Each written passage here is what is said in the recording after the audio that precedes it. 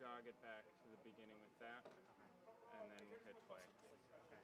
So I'll click play and You're then we'll right fade into next it. to it, so I guess you can. I was gonna hit play for it, but Okay. that would make me reach around. Is that how that's supposed to look? I think I muted this one. No, you could. Oh, yeah. You can't hear me? I can hear you personally. The fastest way to do that, That's just fine. these are the same mics Yeah, that I can hear you you. had as you with that one. Hold on. And you just have to keep holding it. Hold on. Pop up. Yes. Okay. I will. This one. Can you hear me now? I hear crackling, but not you. Can you hear me now? Are you hearing? Can you hear?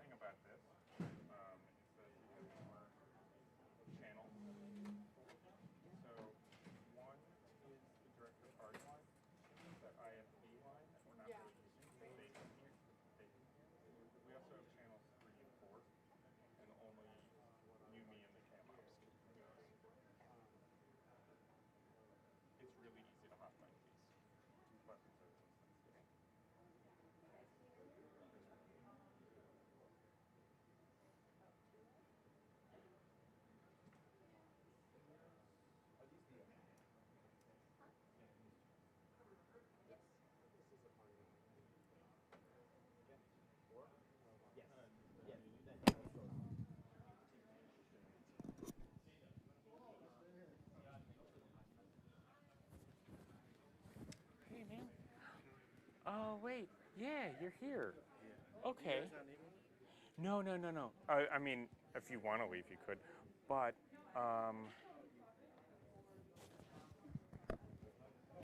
we're going to toss you on camera. Okay. Where's that? That one right there. We were going to do that as a lock-off. You can get situated. We were going to do it as a lock-off, so if you're running a little late on it, you're good. I knew someone else was going to show up, and then I was just like, okay, all right, this is what we're doing. No, you're good, man. Ooh, fancy. Gross. The way that this kid was talking about what he was doing, I wasn't doing anything close to that in high school. I was just like, Yeah, some of these kids are like that. A lot of times they're bad at it, though.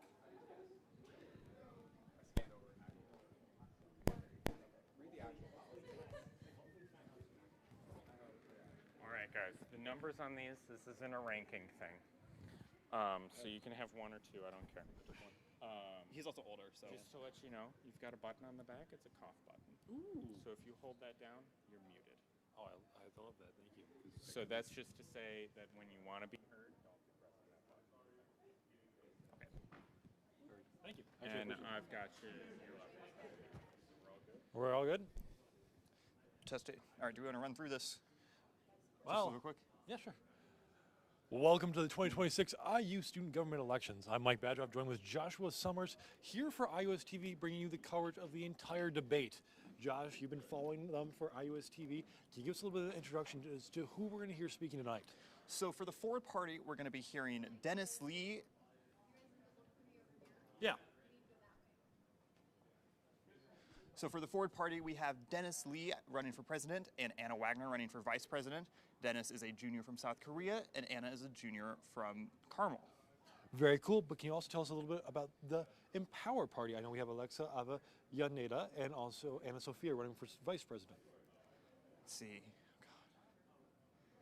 God. I don't know where they're from. Why don't you just, Oh, no. Okay. if you do know where they're from, Anna Sophia is from Houston. I don't know no, where. she's from Dallas. Oh, she's from Dallas. Shit. I don't know where Alexa is from. Chicago. Chicago? Yes. Okay. I actually remember right now, yes. Okay. All right. Alexa's a junior from Chicago. Anna Sophia is a sophomore from Dallas.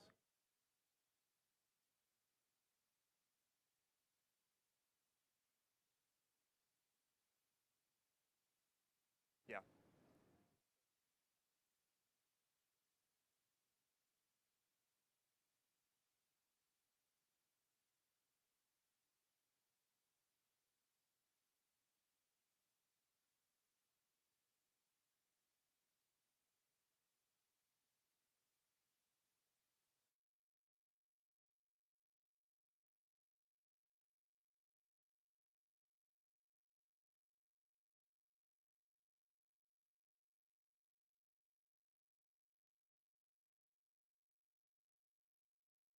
Welcome to the 2026 IU Student Government Elections here at the IMU. Mike Badroff joined alongside Joshua Summers for IUS TV News. Josh, we're here at the debate. I'm excited. You've been fortunate enough to cover them for our program. Can you give us a little introduction as to who we're going to hear talk tonight? So we're going to hear from two parties here. The Forward Party is Dennis Lee and Anna Wagner are running for the Forward Party, and for the Empower Party we have. Oh, looks like we're getting started just a little bit. Who are we here talking right now? We have Jack Tyndall here talking. He is the election commissioner, and he will be the proctor for the debate. So, but for that Empower Party, we have Alexa Avellaneda. Her last name's hard to pronounce. You nearly got it. Wow, I'm not going to try. And Anna Sophia Wenlob, both for president and vice president. And we're also going to hear, you were just in an event last week for their town hall. Can you tell us a little bit about that? I know we have a package for them. I was. So both tickets spoke for about an hour. So about 100 students gathered in Briscoe to ask questions and learn more about these Canada's policies. And I was there, and so let's go ahead and let's take a look at some of what they said. Both tickets emphasized opposing certain policies IU administration has implemented. I would remove the policy that restricts students from participating in the BFC. If you were to choose one, it would be the express policy that IU has implemented recently. Both tickets also saw importance in continued inclusion of student voices after the election. If we win, I think our philosophy is that the campaigning should not end March 4th.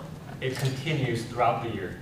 What I mean by that is, just because we're in office does not mean we stop campaigning or doing active outreach to student boards and student leaders. On student outreach, and one of the ways that we do this is creating a committee with representatives from each student government on campus, as well as representatives from PanHealth, the Interfraternity Council, Multicultural Greek Council. The Empower ticket spoke about adding heated bus stops and increasing awareness amongst students on campus. Is one of the most important things that we have on campus. We have IUS-TV in the back, we have IDS here in the front.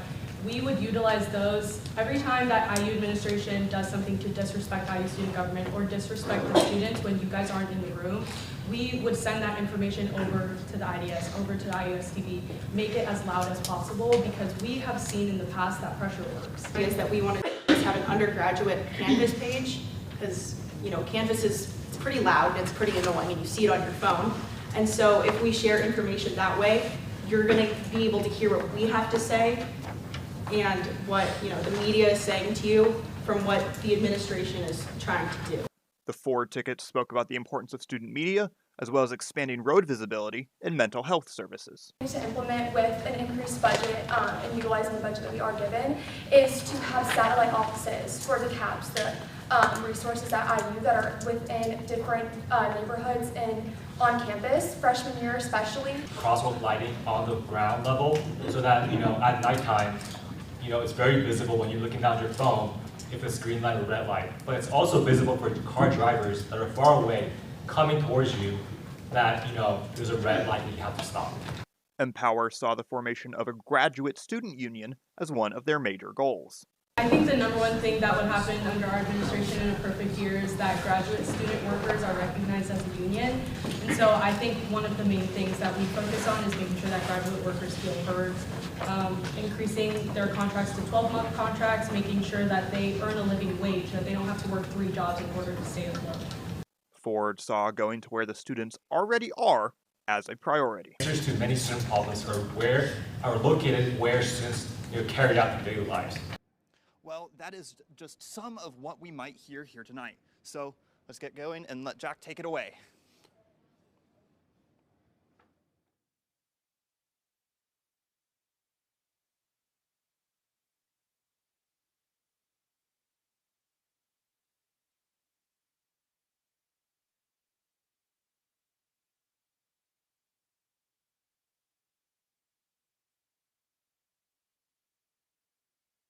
One, two, three. Hello, hello. Hello, everyone. My name is Jack Tyndall. I'm the election director here for IU Student Government, and I'll be the moderator for tonight's presidential debate between the Empower and Forward tickets. Both tickets are running to be your student body president and vice president for the 2026-2027 school year. And you can vote for them and your congressional representatives during the voting period Monday, March 2nd at 10 a.m. to Wednesday, March 4th at 10 p.m. To cast your ballot, you can vote on beinvolved.iu.edu, and you will get an email in your IU email address for when the ballot opens. With election details out of the way, let's move on to the details of tonight's debate. We will be asking questions submitted by students through an online form, as well as questions written down by students in the room. For everyone in the room, Ryan is at the table back there, and he has index cards and some utensils in case you ever think of a question while the debate is going on that you want answered, and that will be handed to me at some point during the debate. All right. And then each ticket will alternate responding to questions for 2 minutes each. The first ticket to respond will also have the chance for a short 1-minute rebuttal at the end of the other ticket's response. We will introduce the tickets for approximately 5 minutes, and then debate for 50 minutes, take a 5-minute break, and then continue debate for another 50 minutes. So do we have any questions, comments, concerns? All right. Without further ado, let's begin with our first introduction. We'll start with the Empower ticket just because of alphabetical order. So, please.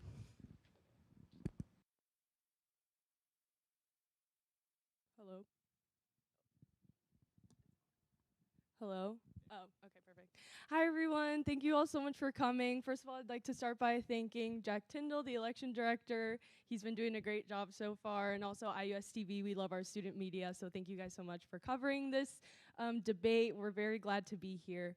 So I'm just going to go over what Empower is. But first of all, introduce myself. My name's Alexa. I'm the presidential candidate for Empower, running alongside Anna Sophia, my vice president.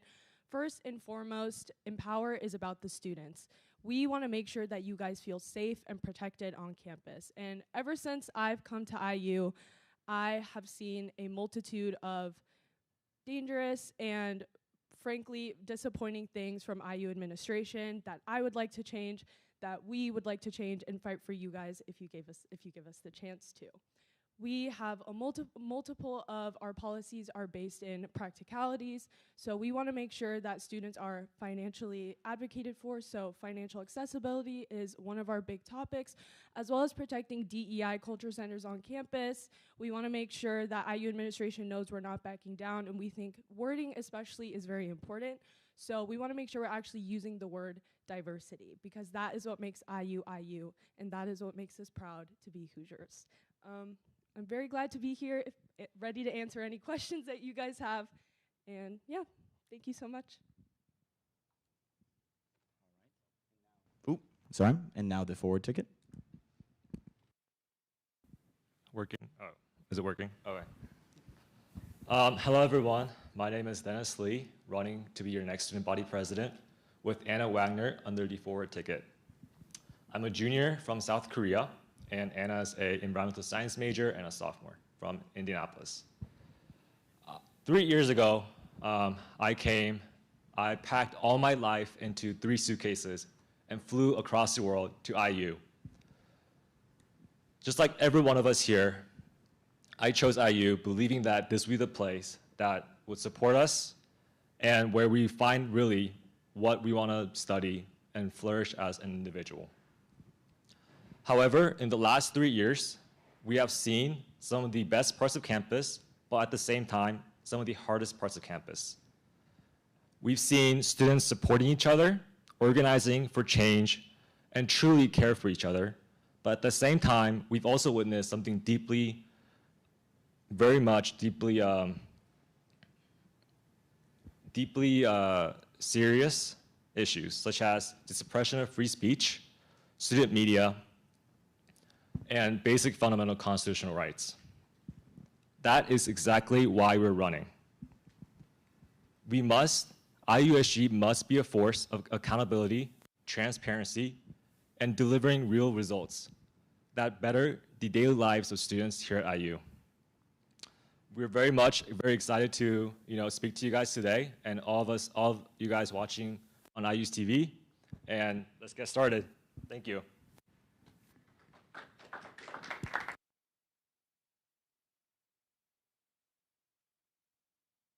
Testing. All right. Now that the introduction's out of the way, we will begin with our first question. This will go to the forward ticket because Empower started their introduction first. So I will read the question and then reread the question, just giving a little bit of time to think about it. So again, the forward ticket. Being the executive leaders of IU student government carries a lot of responsibility without much reward. Unlike other student governments, presidents get no scholarships or pay for their work. Other than another entry on your LinkedIn profile, why do you want to be student body president and student body vice president? You have 2 minutes to respond. And again, the question is, being the executive leaders of IU student government carries a lot of responsibility without much reward. Unlike the other student governments, presidents get no pay or scholarship.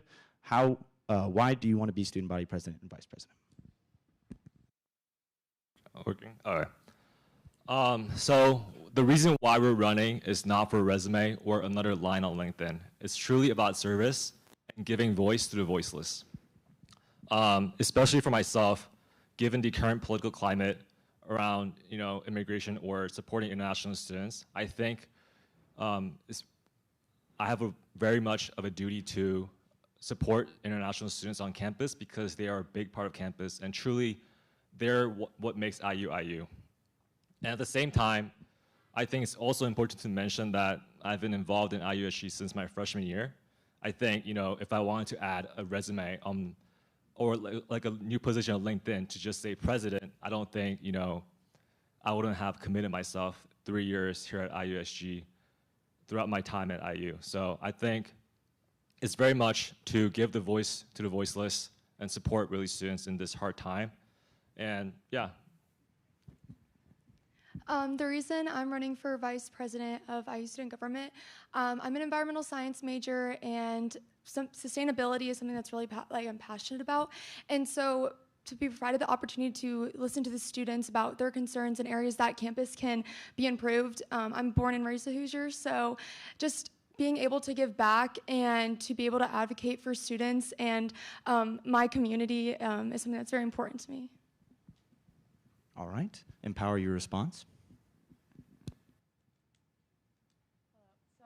The reason why I want to run, I have been very ingrained since I've been a child to be very socially aware and aware of the injustices that go on in the world. You know, coming from parents who traveled here and gave me the opportunity to come to IU, you know, that's what I really wanted to stand up for. My parents, they were in the Chicago Teachers Union, so I grew up going to strikes with them. When I was in high school, I organized protests, so I'm very ingrained and very aware of the world and the politics that affect us deeply and personally.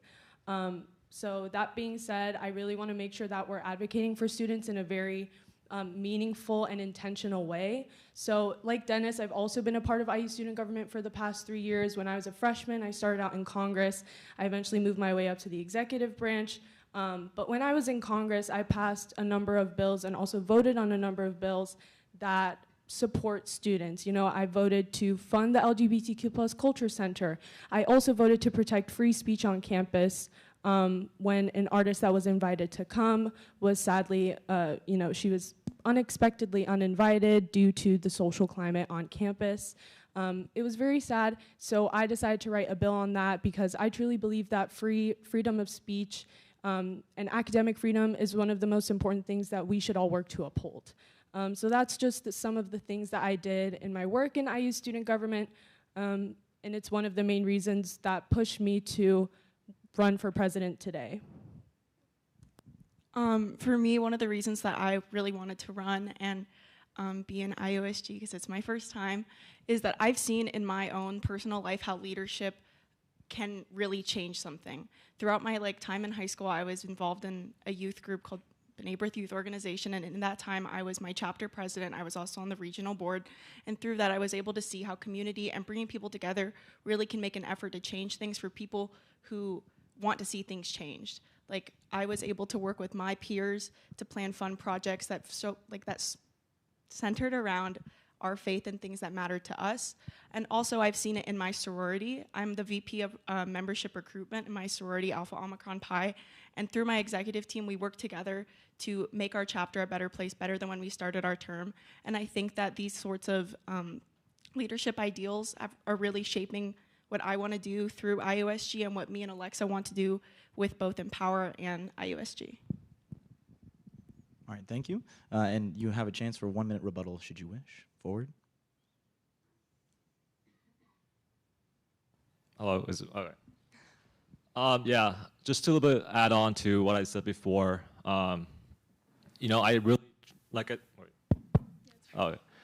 I said, it's truly about service. And, you know, I think from my high school year, I started an organization on campus in my high school called Students for Political Action. So we've organized many of the pressing issues in current society, and to solve those issues, to, you know, make a petition, raise awareness on those issues. And, you know, I think, you know, the title of being the student body president is really a big responsibility, as Jack mentioned. And I just want to reaffirm my commitment to service and making sure that IU is a place where all students from all around the world want to be at. All right. Moving on to our second question. This will go to Empower first.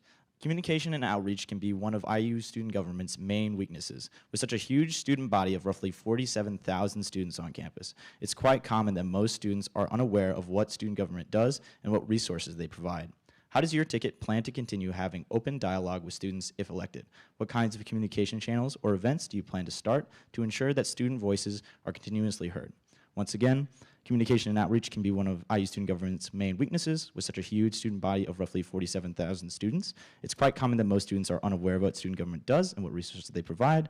How does your ticket plan to continue having open dialogue with students if elected? What kinds of communication channels or events do you plan to ensure that student voices are continuously heard?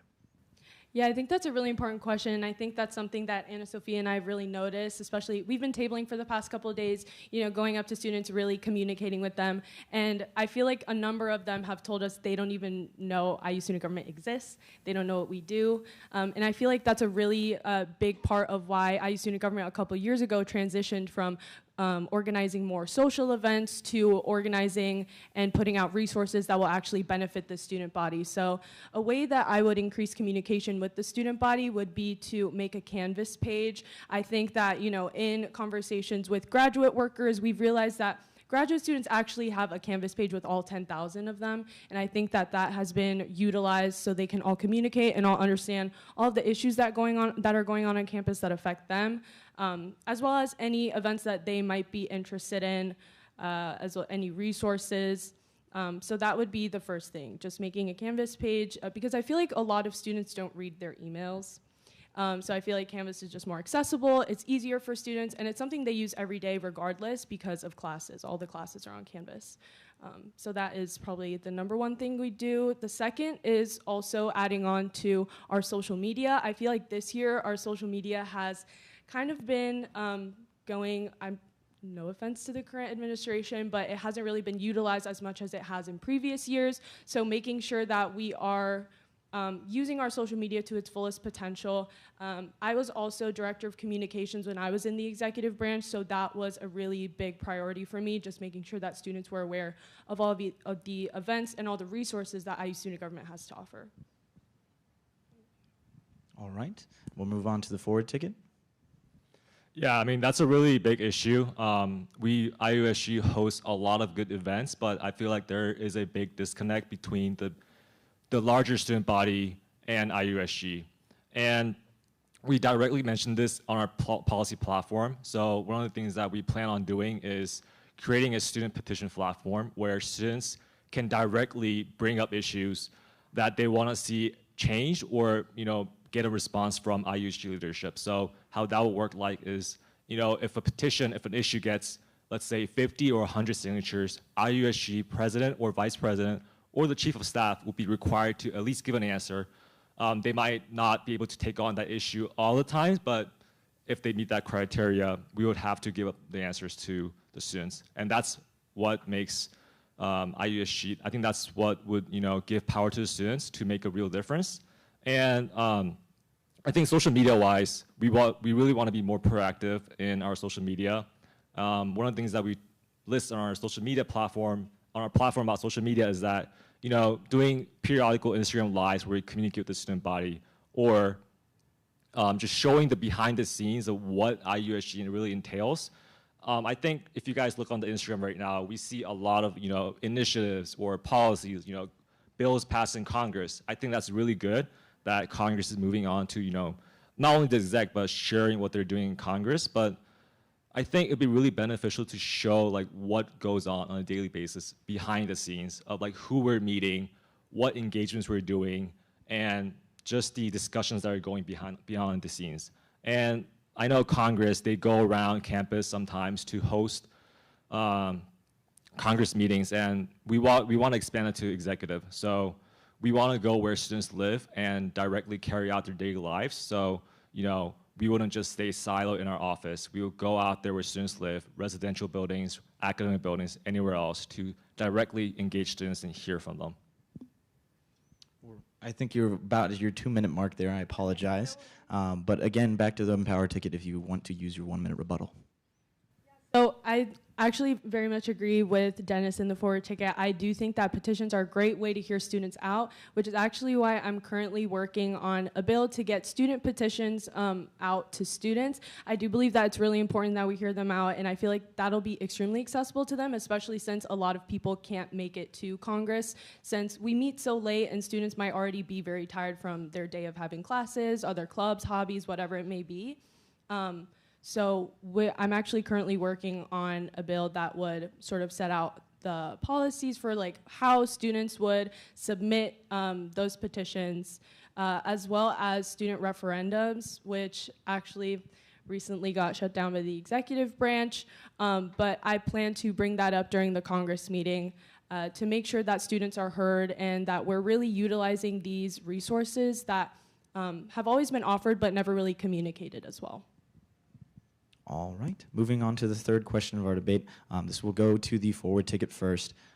This is, in student government, there are usually two things that I think we focus on in terms of what makes us powerful, and that can be our budget and the people that we talk to and we communicate with. Focusing on the budget for now, whoever becomes the next student body president will co-chair the Committee for Fee Review, which allocates student dollars from tuition to student organizations on campus. Can each candidate outline their understanding of CFR's authorities, responsibilities, and identify specific priorities or structural reforms they would pursue in the upcoming cycle? Once again, to repeat that question, whoever becomes the next student body president will co-chair the Committee for Fee Review. Can each candidate outline their understanding of the CFR's authorities and responsibilities, identify specific priorities or structural reforms they would pursue in the upcoming cycle? Yeah, I mean, CFR, I believe it happens every 2 years, and they review the budget and see, like in relation to IUSG, based on how much money we use of our budget, they either increase or decrease the future budget of IUSG. And one of the problems that I noticed while being on exec and throughout my time in IUSG is that sometimes executive tickets, or not executive administrations, they really there's a lot of resources and initiatives they want to push out, and really we want to really use up the budget to directly be connected to students. So one of the things that we list out on our policy platform is installing on ground level LED lights in crosswalks to help student visibility at night and really improve safety.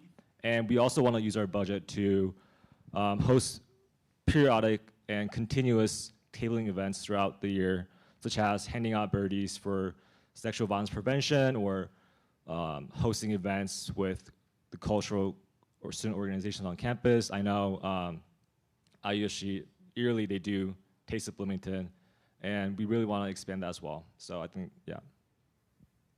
All right, throwing it over to the Empower ticket. Is this on? Okay. Okay, so the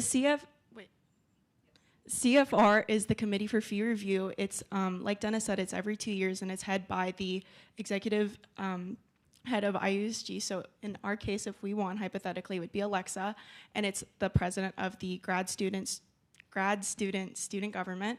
And so I would be giving that presentation. Since Alexa doing it would be conflict of interest. Sorry, it's been a long day.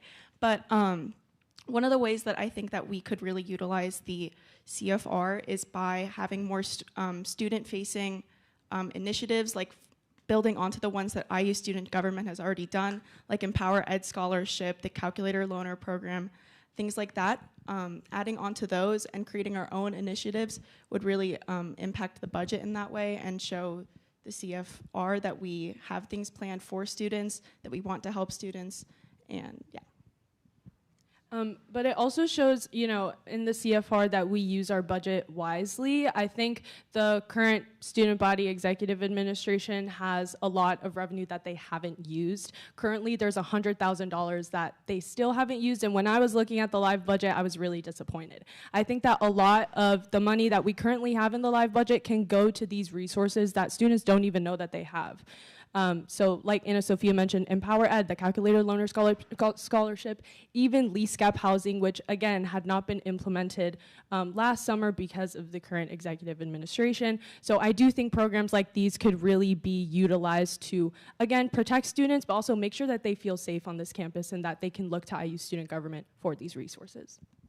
All right, forward ticket, if you wish to use your 1 minute rebuttal. Yeah. I recommend just keeping the microphones on. Okay, yeah. As Alexa mentioned, it's very important for IUSG to truly, utilize the resources that we're given. So, but at the same time, I think it's very important to make sure that we're not just spending for the sake of spending. And I think I agree with Alexa that, the current administration, they could have spent more money on, student-facing initiatives. However, I think just having a budget where it gives us flexibility to respond to, unforeseen events like, what happened with IDS. I know the current administration, they donated money to the IDS to support their efforts of student media. And I think it's very important to have that flexibility in case something comes up later in the year.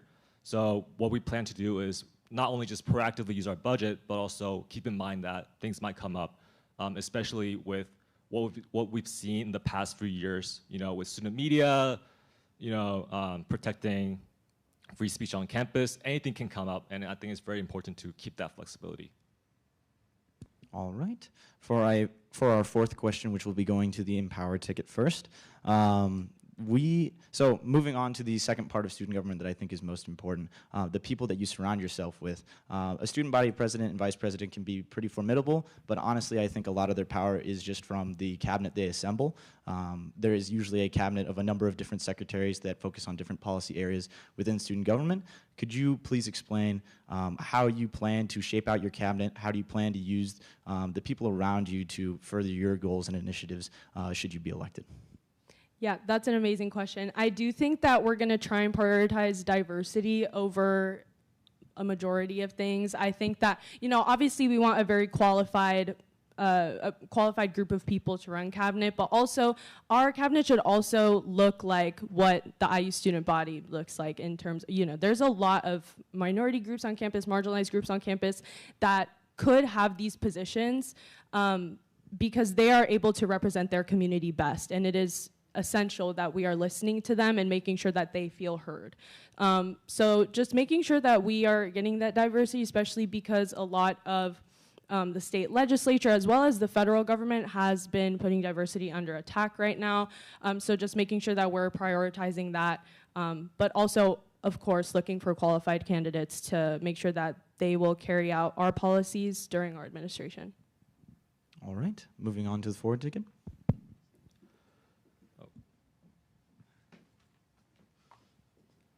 Yeah, I mean, that's a really big issue because, that's an issue that we directly can control. And in terms of our cabinet, I really want to have a cabinet that's really representative of who we're serving. So we want to do active outreach to the Luddy School or Jacobs or traditionally underrepresented schools on campus in IUSG. At the same time, we want to, keep on cultural representation. So what I want to do is reach out to various student orgs on campus, focusing on cultural issues, and have their representatives directly involved in cabinet. And lastly, what happens usually in IUSG is the campaign team, a lot of the members in the campaign team kind of move on to cabinet as well. But I think it's very important to have a red team on cabinet where it's not just our friends or who we have a relationship with. I think it's really up to the representative student body and making sure that they're capable and have these skills that they need. So, obviously we would have our campaign team member as well, but I'll be very much open to having some of Empower's campaign team members on our cabinet just to balance it out and get diverse perspectives, because I believe that we might disagree on policy issues or other things, but I think we're here for, to serve the students in large. So I think it's very important to have that unity and truly represent and support students. All right, Empower, your rebuttal. Yep. Well, I'd just like to agree with Dennis there. I think that we'd be more than welcome to welcome any of Forward's campaign staff as well as Dennis and Anna themselves. I think that this election cycle has proven to be more peaceful than previous election cycles, which I'm very grateful for. I think we have a very good relationship with Dennis and Anna. So, I think it's been going very well. And honestly, I feel like in our administration, we'd really like to emphasize that during the next election cycle. Just making sure that candidates feel comfortable coming back to IU student government even if they lose. Because I feel like a lot of people just run and then when they lose, they're like, I'm not gonna do IU student government anymore, right? I don't want people to feel that way because I think, again, IU student government is so important. It represents, we represent all the students that go here. So just making sure that, opposing candidates or whoever loses feels comfortable to come back to IU student government and represent their community. All right. Moving on to a bit more specific issues relating to campus, especially within the past year. We have a question of, and no pressure with IUS TV helping us live stream this event, but IU Student Government has been a vocal supporter of the Indiana Daily Student, especially with the recent events of the past year. What role do you believe IU Student Government should play in supporting student media moving forward? This is going to the forward ticket. Again, IU Student Government has been a vocal supporter of the Indiana Daily Student. What role do you believe IU Student Government should play in supporting student media moving forward? Yeah, I mean, IDS or any student media on campus is truly the backbone of campus. IDS, you know, they've been around for very much a long time, and it's really a tradition that IU should support and keep.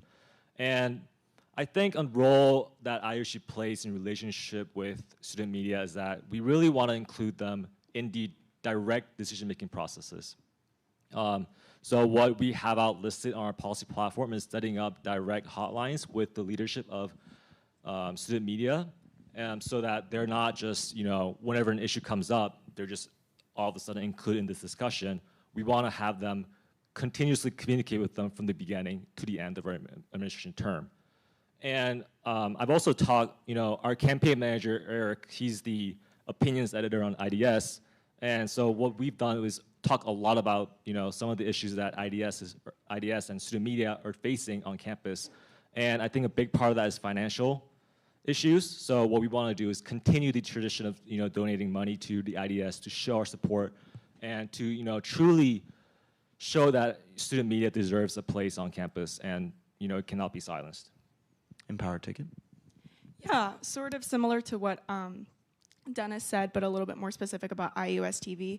One of the really great things about student media is that it's student-focused and student-made. So I think that one of the really great things that we could do is maybe working with IUS TV and IDS to work to, you know, grow their media team, work to, you know, bring people into it, maybe through a club fair, things like that. I also think that IUS TV is a really great way that we can show students what we're doing in real time. So maybe bringing IUS TV into more student government activities, things like that, because I feel like people watch a lot of IUS TV for the sports, but I think if we show a little bit more about our daily lives and what student government does, people might be more inclined to be watching and understand a little bit more about what IU student government can do for them. All right, forward ticket if you wish to use your rebuttal. All right, moving on to another question. I believe I have one here from the room. This will be, again, for the Empower ticket first. There is a number of different policies that both of your campaigns outline in your policy documents. Most of those are spanning over the course of the entire year. What is one day one policy that you wish to initiate right at the beginning of your term, should you be elected? And I'll repeat that question just again. There are a lot of different policies in both of the campaign policy documents that are across the entire year. What is one day one policy you wish to initiate on the first day of your swearing in? I think, well, first and foremost, obviously the budget. I think it's the majority of what we do over the summer going into first semester is budget planning. So just making sure that we're carrying out what our policies have stated. So making sure that we're funding the culture centers, making sure that we're supporting student media. I know we've donated to the IDS and we'll continue to do so, and we'll continue to donate to IUS TV as well as WIUX, making sure that we're really uplifting student projects that they feel creative and protected, especially with free speech being under threat here at IU. So just making sure that we're organizing our budget in a way that's proactive so that we're set up for the rest of the year, and just making sure that students know that they'll have the resources when they come back to campus and they'll feel ready for the year. All right, forward ticket.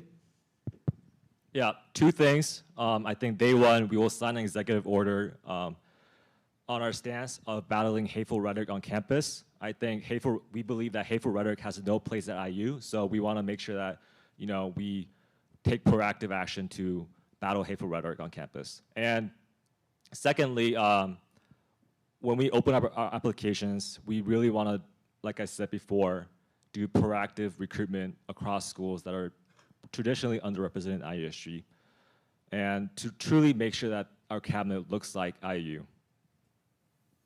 All right, Empower, do you wish to use your 1 minute rebuttal? Yes, so I'd just like to add on more specifically for budget proposals, just making sure that we're really emphasizing the lease gap housing program. So again, like I mentioned earlier, that sadly wasn't implemented this past summer, but could have really helped a lot of students. And I think we could help a lot of students, especially because the executive branch is not allowed to sign contracts that go past their term. So because if we were to win, it would go into our term, we would be allowed to sign it. So then students would be allowed to stay for whatever the time that they don't have housing over the summer. So going in from August to September, just making sure that they have a roof over their head and they're able to focus on being a student first and foremost and not have those other stresses. All right. Moving on to our next question. Again, this will go to the Forward ticket first. This is a much more of a policy-centered question. Both tickets have proposed establishing a parking ticket relief fund. Can you explain in detail how this fund would function? Would it be funded through the IU student government budget? Would it operate as a temporary loan program or to provide direct grants? And how do you justify using mandatory student fee dollars for this purpose? Yeah, I mean, thank you to whoever asked that question. They must have looked through both of our policy platform. So thank you. So what we want to do with the parking ticket relief program is that, you know, parking is a big issue on campus, and you know, a lot of you guys, you know, have communicate that to us. And what we want to do is, if a student gets a parking ticket and they're in a hard financial situation, we relieve that stress and pressure from them. Obviously, it's very important to uphold, you know, parking rules, and you know, there's a reason why we have parking rules. But at the same time, I think it's very important to point out that some students, we're all college students, so you know, to alleviate that financial stress is very much important. And we plan on working with relevant, you know, offices and truly supporting students. You know, truly putting our money where it's worth and making a big difference to the daily lives of students. And I think parking, you know, it's very much an everyday issue that students deal with. So I think, you know, using student fee money, I think is truly justified for that. Empower ticket? Yeah, so we, when we came up with this idea, I mean, we obviously looked at other universities as well, so we know this has worked because we've seen it work in real time. So I think our plan would be to take it out of the discretionary funds, which is the biggest part of the funds from like budget planning. So those part of the funds are much more flexible. And it would work very similar to how the Empower Ed scholarship works, which students would apply and they would be able to get reviewed by our advisor, and basically, you know, it's on a case-by-case basis. You can either get like half of the parking ticket money or like get it paid in full. But overall, we want to, like Dennis and Anna have stated in their policy platform, we want to make sure that we're relieving as much stress from students as possible. So that's why we thought it was a good idea to add to our policies as well. All right. Forward, do you wish to use your 1 minute rebuttal? All right. All right. So both tickets, this question will be going to Empower first. Both tickets have already mentioned the current administration for, I believe the, oh goodness, I forgot the name of it already. The Action Administration. They've already mentioned some of the things the Action Administration has done during their administration. How do you plan to learn from their mistakes and some of their victories as well? What kind of lessons will you be taking into your administration, working off past administrations that you have witnessed? So I think first and foremost, I mean, this happens every year. There's a new president and vice president coming in, but usually the current administration will have transition meetings with the incoming administration just to make sure that it's as smooth of a transition as possible, to make sure that, again, students feel as supported as possible. One of the main things that I'd like to take away from the current administration is the use of the budget. Like I've mentioned earlier, you know, although I agree with Dennis that, you know, we should be allowed to have a flexible budget to make sure, you know, just in case any type of emergency happens, that we're allowed to support students in any way that we can. And, you know, I would love to agree with that, and I do to a certain extent, but I think $100,000 left when we're halfway done with the school year is kind of excessive. I think that that money should have been going towards even more funding to the Empower Ed scholarships, even more funding to culture centers. We've talked to La Casa, we've talked to LGBTQ plus culture centers, and we plan on talking to more as the campaigning continues, but even beyond campaigning, hopefully if we win. But they have all said the same thing, that an increase of funding would help them, pay for their staff. It would help them pay for marketing for their events. It would help them, just overall pay for anything, any type of resources that they need to succeed here at IU. All right, forward ticket. Yeah, I want to bring up, there was earlier this semester with the giant snowstorm that came here, an issue about shovels, which I really enjoyed how they were being proactive about providing shovels to students because they were sold out in all stores when I went to look. But I feel the issue that resulted in that action was miscommunication and lack of communication with students. As an environmental science major, it's very aware that, extreme weather events, they're just only going to get stronger, and that takes actual emergency plan documents and communication with students, and that was lacking within that whole situation. And so a way in the future we would like to address that situation is to have direct communication with administration and IU facilities about what their plan is for incoming storms. They were told high in advance about the severity and the lack of preparedness, lack of communication about when classes would start back or when they would end. There was an IDS article actually by Professor Bucher, and she explained how there was many places where accessibility needs for students were covered by snow, and when she went to administration and the provost, it was more of a responsive, we're all kind of dealing with snow issues. The issue was fixed later on, but just the lack of urgency and preparedness and communication, we would like to kind of nip that and provide a safer campus for students. All right, I believe Empower Ticket, if you want to rebuttal. Yeah, so just adding on to that, 100% agree. I feel like administration, IU administration in particular, could have been a lot more proactive about that. The snowstorm had been predicted for at least a week before. So there definitely could have been a lot of planning to prevent, students having to walk and fall on the ice. That could have caused serious injuries. And, just to add on to that, obviously, something else I'd take away from the current IU Student Government Administration is being able to advocate to IU administrators. I feel like there's also been a lack of that, at least to my knowledge, or just lack of communication whenever they do go discuss things with IU administration. A lot of the students don't really know what happens in those meetings. So again, that's something else that we would advocate for, and we would communicate to the students what happens in those meetings, because I feel like there's a lot of things that students don't know, and just making sure that we are keeping students safe first and foremost, but also protecting them when they're not in the room to defend themselves. All right, moving on to our next question. This will go to the forward ticket first. Oftentimes in student government and on campus at Wide, we will refer to the administration just as a blanket term for any of the staff who kind of are at the upper levels of management. And oftentimes we just think of them as the president of the university, the board of trustees, those very, very high-ranking figures. But oftentimes, especially with issues that are prevalent on campus here at IU Bloomington, sometimes the most impactful administrators can be ones that are in those cabinets or in lower positions of management. And they often, aren't necessarily the ones making the largest decisions, but they can be making decisions that are impactful to students. How do you plan on reaching out and communicating and working with these administrators as well as dealing with upper administration? Yeah, we talk a lot about, the IU administration, referring to, President Whitten or, the board of trustees, and obviously we want to hold them accountable for their actions and make sure that they're truly serving the students.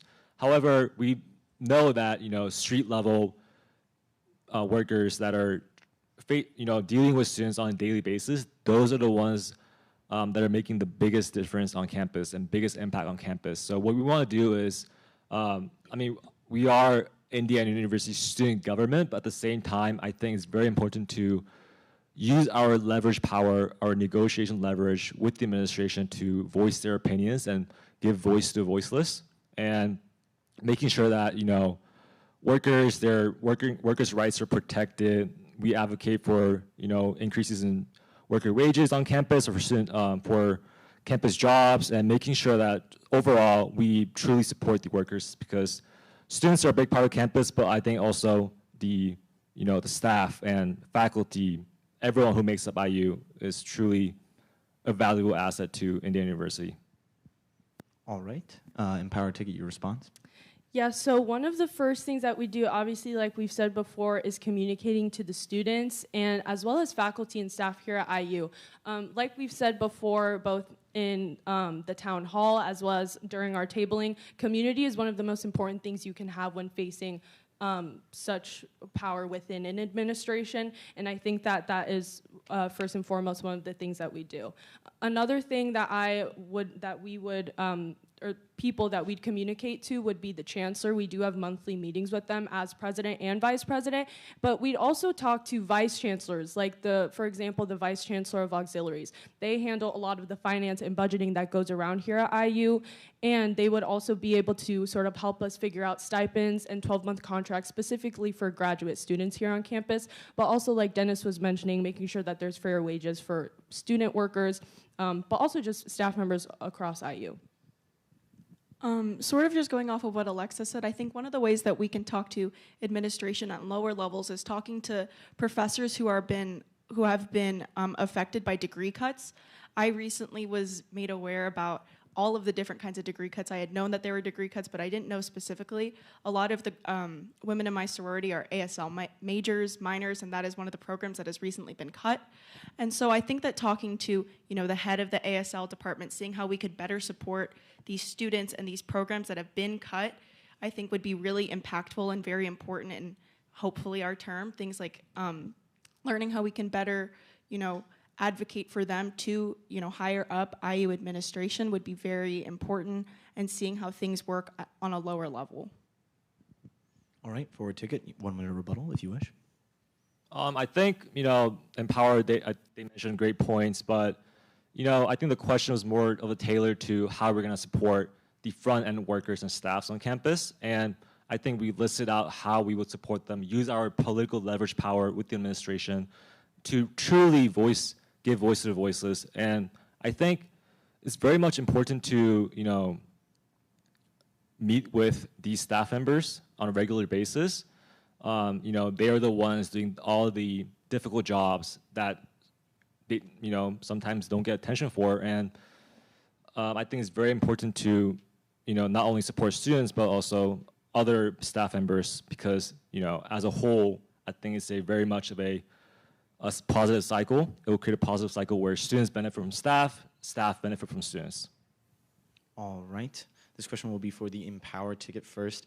We're staying in the same lane of administration. Both campaigns have been openly critical of the administration in terms of some of the decisions they've made in the past and some of the decisions they're making now. How do you plan to balance this with the fact that most IUSG programs at some point go through IU administration, and the fact that if you are too critical of IU administration, some of the meetings can become more scarce and some of the dialogue can become more strained as you move forward in your administration? Yeah, so I think, and I mean, Anna Sophia and I have said this in the past, when IU administration does things directly to, that negatively affects IU student government, it inherently affects every student on campus. So it inherently makes them look bad. And I think that one of the things that we were planning on doing is reaching out to student media. So whether that be the IDS, IUS TV, WIUX, making it as loud as possible, so to put pressure on the administration to make sure that we get what we want and what we need. Because I think that's something that also hasn't been utilized in recent years in IU student government that really should be, especially because, we have given donations to the IDS, and we can talk about, giving donations as much as we want, but I think, nothing could help more than directly working with students at IDS and at IUS TV and just student media in general to help build a partnership that helps directly work together for students, but also makes administration realize that they work for us. All right, Forward Ticket, your response? Yeah, so through IU student government, the executive branch is basically like a liaison to administration. And so what we really want to implement through our weekly or however many meetings we will have each time with them, is to have proactive conversation. We want to come in with points of student concerns in ways that we believe we can address them, and to listen to why or why not administration would want to take that advice or that piece of information, and to be able to compromise, but also have a little bit of lively debate in a way that is beneficial for both parties. It's important to not shut off your entire connection to administration. They're ultimately what is where the school runs from, and so to be able to provide students with a voice that will lead to proactive change is something we really want to focus on. Yeah, and just to add on a little bit about that, we really want to hold the administration accountable. In the past 3 years, we have seen, issues with basic fundamental constitutional rights, free speech, free expression on campus, and student media. And what we want to also implement is, like I mentioned before, to truly engage student leaders and diverse stakeholders in these discussions and meetings that we're having with leadership before a crisis happens. And I think by doing that, we can build trust from the beginning, because when a crisis happens with IDS, I think if we don't have that relationship with IDS or with the administration of advocating for the IDS, it's going to be very hard to reach out to them or find a pinpoint person to talk to. So what we want to do is, throughout our administration, keep that communication going and truly give student stakeholders and leaders their seat at the table, but obviously we would have to go through IUSG. And to be frank with you, it is true, like the question mentioned, that we have to work with the administration. So, we're all for holding them accountable, but at the same time, I think it's really a hard thing to do, but I think it's very important to strike that right balance, because, if we are too much, disconnected from the administration working with them, or if we're not truly open to working with them on issues that really matter to students, I think IU should be just cut off from these discussions, and I think that will do more harm to the student body than it benefits them. Empower Ticket, your 1 minute rebuttal if you wish. Yeah, so I would just like to say a couple things. I think, obviously I agree with a lot of what has been said, but I do want to emphasize that, I noticed that when Forward was discussing this, they were saying that it was a matter of, whether administration wants to meet with us. If we say something, oh, are they going to ice us out? It shouldn't be that framing. It should be whether IU student government wants to meet with them, right? So we have to reshape this framing and really be able to advocate for students in a way that makes them feel empowered, in a way that makes us be the ones in control. Because at the end of the day, IU administration works for us. We all pay to be here, right? Out-of-state tuition's crazy, right? I'm not here for fun, right? So just making sure that we are all essentially putting pressure on the administration. I agree that, you're scared of them icing us out. And, I've heard from the current administration that if they put something on the agenda that administration doesn't like, then they will cancel a meeting. But that's why we'll use student media to publicize that and really put pressure on them, because we've seen that works in the past. All right. Moving on to our next question from the room. We have a bit of I suppose a funny one, but a very important one nonetheless. This will go to the Forward Ticket first. What differentiates you from the other candidate? And of course, this is something that I appreciate. Having two similar tickets that don't fight too often makes my job easier. But certainly for all the students who are going to be making their choice come March 2nd and March 4th, what differentiates you from other candidates? And quote, you guys agree on a lot. Yeah, I think it's really great that both of the tickets, we really agree on issues. And, Alexa and I, we were in cabinet last year, and I know how much of a hard worker Alexa is, so it's great to be on this stage with Empower. And, I think a main thing that differentiates us with Empower is that we are a combination of advocacy, but also delivering results that better the student lives, daily lives of students. We will continue to advocate for free speech expression and student media on campus. However, we also have a lot of good policies that directly better the student life and experience at IU. And for example, just talking with students at the CLC where we had our last town hall, one of the students came up to me and said, what policy issues do you have that would alleviate financial pressure for out-of-state students? And as a person paying out-of-state tuition as well, I told them, we're thinking of a policy where we partner with rideshare programs to provide students some kind of subsidy when they're going back home, to the Indianapolis airport. I think that's a very big of an issue that we have to deal with. And I think those issues that are very much closely related to daily lives of students, I think we have great policies listed out, and I encourage you guys to go check it out. All right, Empower Ticket, your response. Yeah, so I mean, like Dennis said, we worked together on Cabinet. It was a great time to have the both of us there. It's sort of like full circle.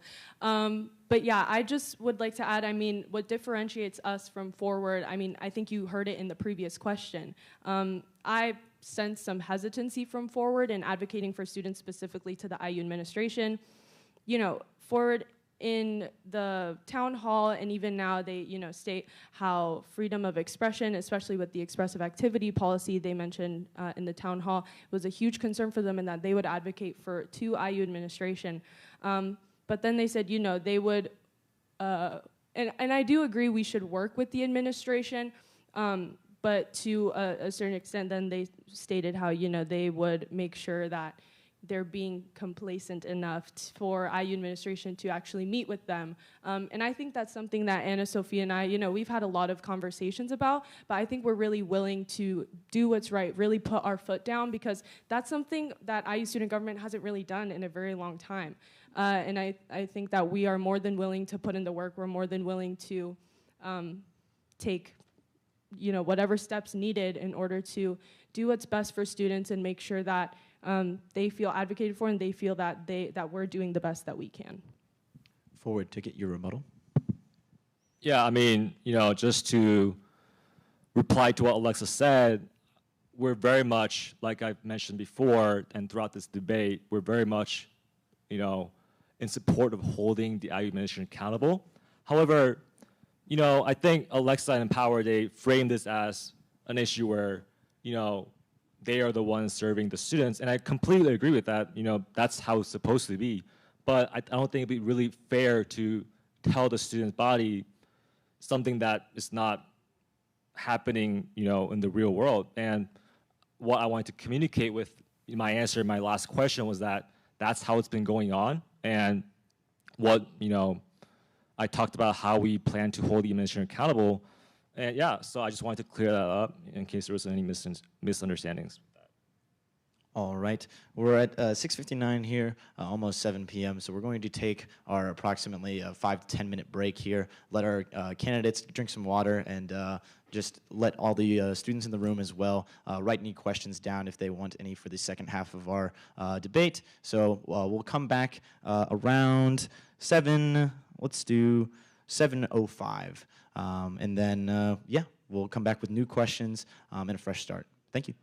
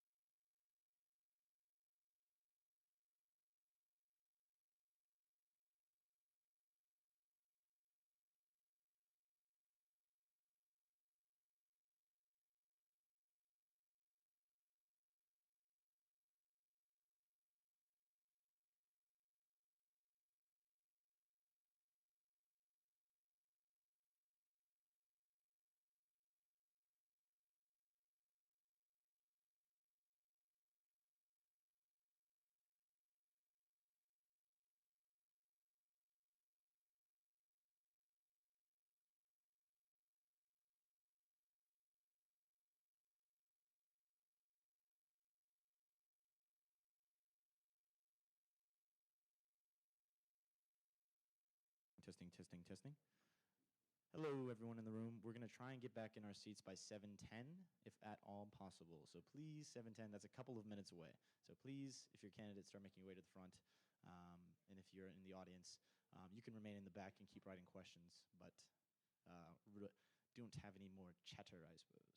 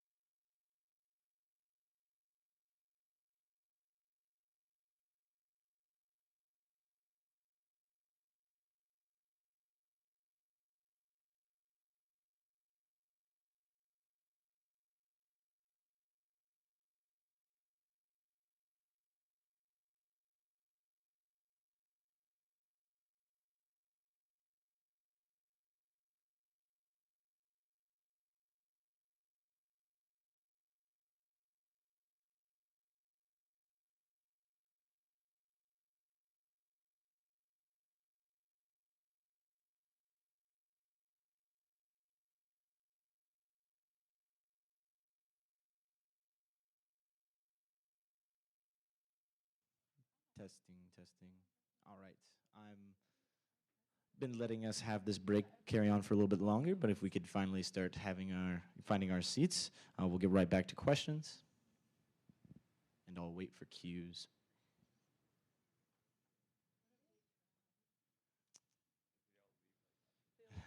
Yes.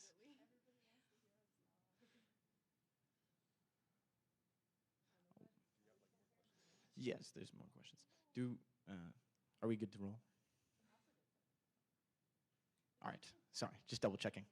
Okay, so we're back from our break. I will be asking more questions of our two candidates here. I do not actually remember who answered the last question. I believe you had the rebuttal last. So the first question will be going to Empower. So this is more, again, focusing on the organization of IU student government. Although the executive branch is certainly the poster child of IU student government, both the Student Body Congress and the Supreme Court play important roles both internally in the organization and externally in affecting the student body. How does your ticket plan on collaborating with these branches, and how do they foresee a future one-year administration with these branches? Yeah, so I mean, I think first and foremost, we'd continue to go to every Congress meeting. I know like past administrations, they've continued to do that, so we'll obviously do that. And we will advise our cabinet directors to go to at least 3 meetings every semester or more. Obviously, we'd always encourage anyone to go. And I feel like this also aligns with our social media. So making sure that students know that we have a Congress, and we're structured very similarly to the federal government. So just making sure that they know that Congress is available to everyone. Continuing the great initiative that Congress established last semester, where it's Congress on the road. We go to different buildings. Would like to do something very similar to the executive branch. Having cabinet go directly to where students are. And just making sure that we are, encouraging students to go at every step of the way. Additionally, having Congress and certain directors of the executive branch collaborate on certain bills, on issues that, students really care about. So just making sure that, increasing the collaboration, because I feel like there's sort of been a divide in recent years as well. All right, forward ticket. Yeah, I think all three branches, they really serve a really important purpose in IUSG, and I agree that, cabinet, they get a lot of the attention from the general public and also the media and stuff like that. But I think for me, to increase our engagement with Congress and other branches is to just be more proactive in our engagement with them. I think, executive branch is very much easy to get siloed in our cabinet or with our cabinet members or just the back office where we're with our chief of staff, VP, and everyone very, very much working together on a daily basis. So I think, being very much proactive in communication. And Anna and I were at Congress on Monday, and we want to continue that through our administration, showing up, every day, every Congress meeting, truly hearing what issues are going on. Because, I've been at Congress the past few meetings, not every single one of them, but the most I can attend. And what I've noticed is a lot of good ideas and a lot of good discussions happen in Congress. And I think it's really, a great place to be where we can get diverse opinions and inputs, because, cabinet is great, but I think one of the things that we have to avoid is not getting siloed in cabinet and surrounding ourselves with the people that are just going to tell you what you want to hear. We want a red team, like I said, to hold us accountable, but also hold them accountable as well to keep us on track and make sure that IUSG is going in the right direction. All right, Empower, if you wish to use your 1 minute rebuttal. All right, moving on to our next question.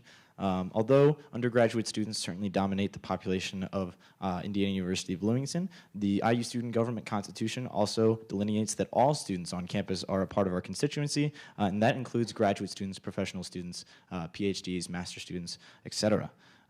Graduate assistants sometimes have to work 2 jobs to make ends meet. IU Student Government has tried time and time again to support graduate assistant pay raises, but to no avail. How will your administrations tackle this? And if you fail to support pay raises, what else will you do to support graduate assistants in their work on campus? This will be going to the forward ticket first. I agree that graduate workers are a big part of campus.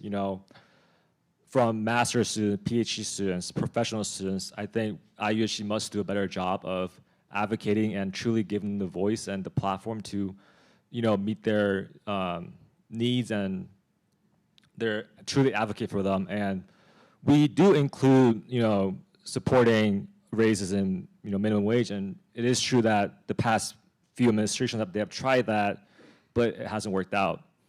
And what we want to do as administration, if we do win, is also continue that effort, but also look at other ways where we can support the graduate workers, making sure that they're respected in the workplace. They're not discriminated against based on any policies just because they're students.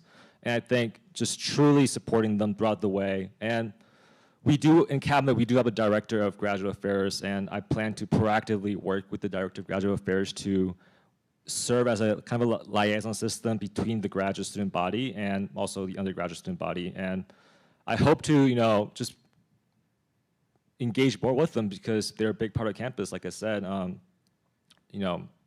Lunch or coffee or whatever on a regular basis. I think, just to hear their thoughts and truly communicate our initiatives and, make sure that we're representing the whole student body, not just the undergraduate students.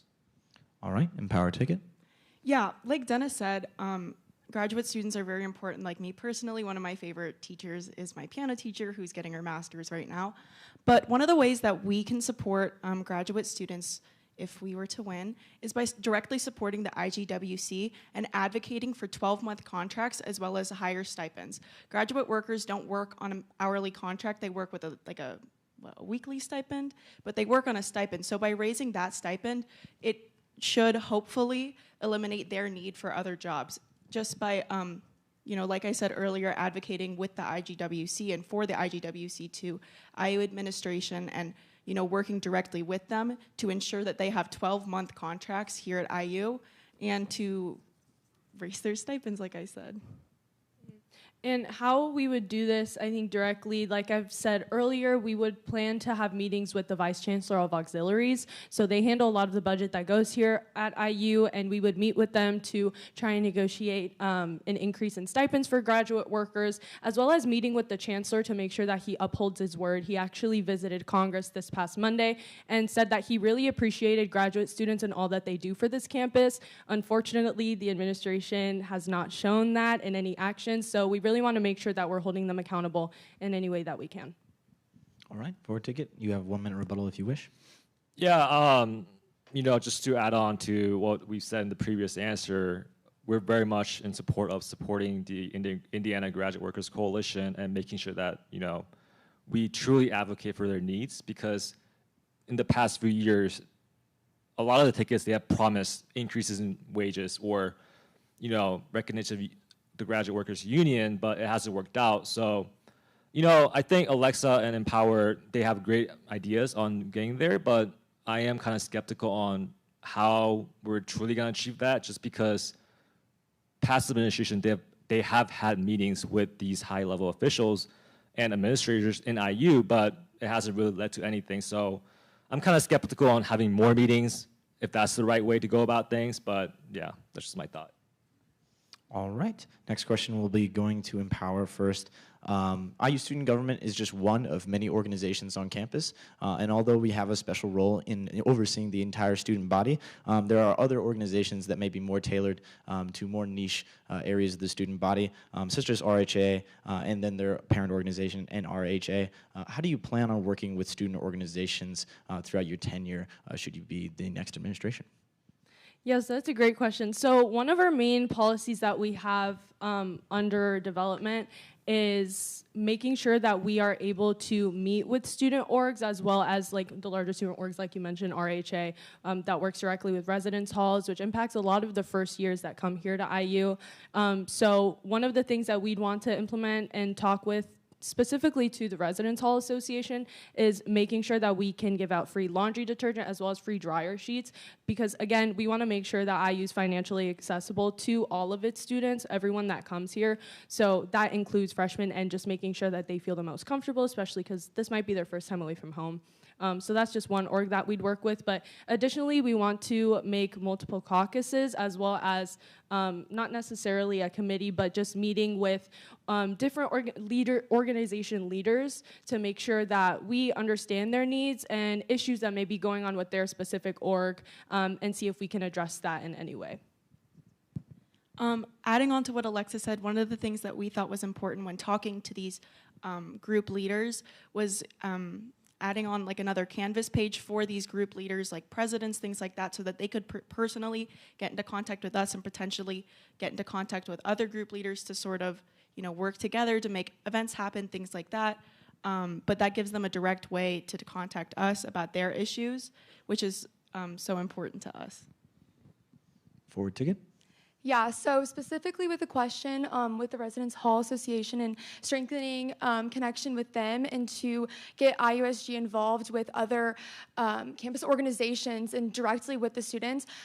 During your freshman year and when you live in residence halls, you are new to the school, and a big important key is to bring IUSG into the beginning of when schools start, of getting introduced to Indiana University, to see all of the different opportunities that IUSG provides and to hear directly from students with bright ideas coming in. And so directly laid out in our policy documents, we have how we want to strengthen and collaborate with the RHA and to be a liaison to students and to host programmings directly from student needs and from and to explain like what IUSG does and opportunities that are laid out there.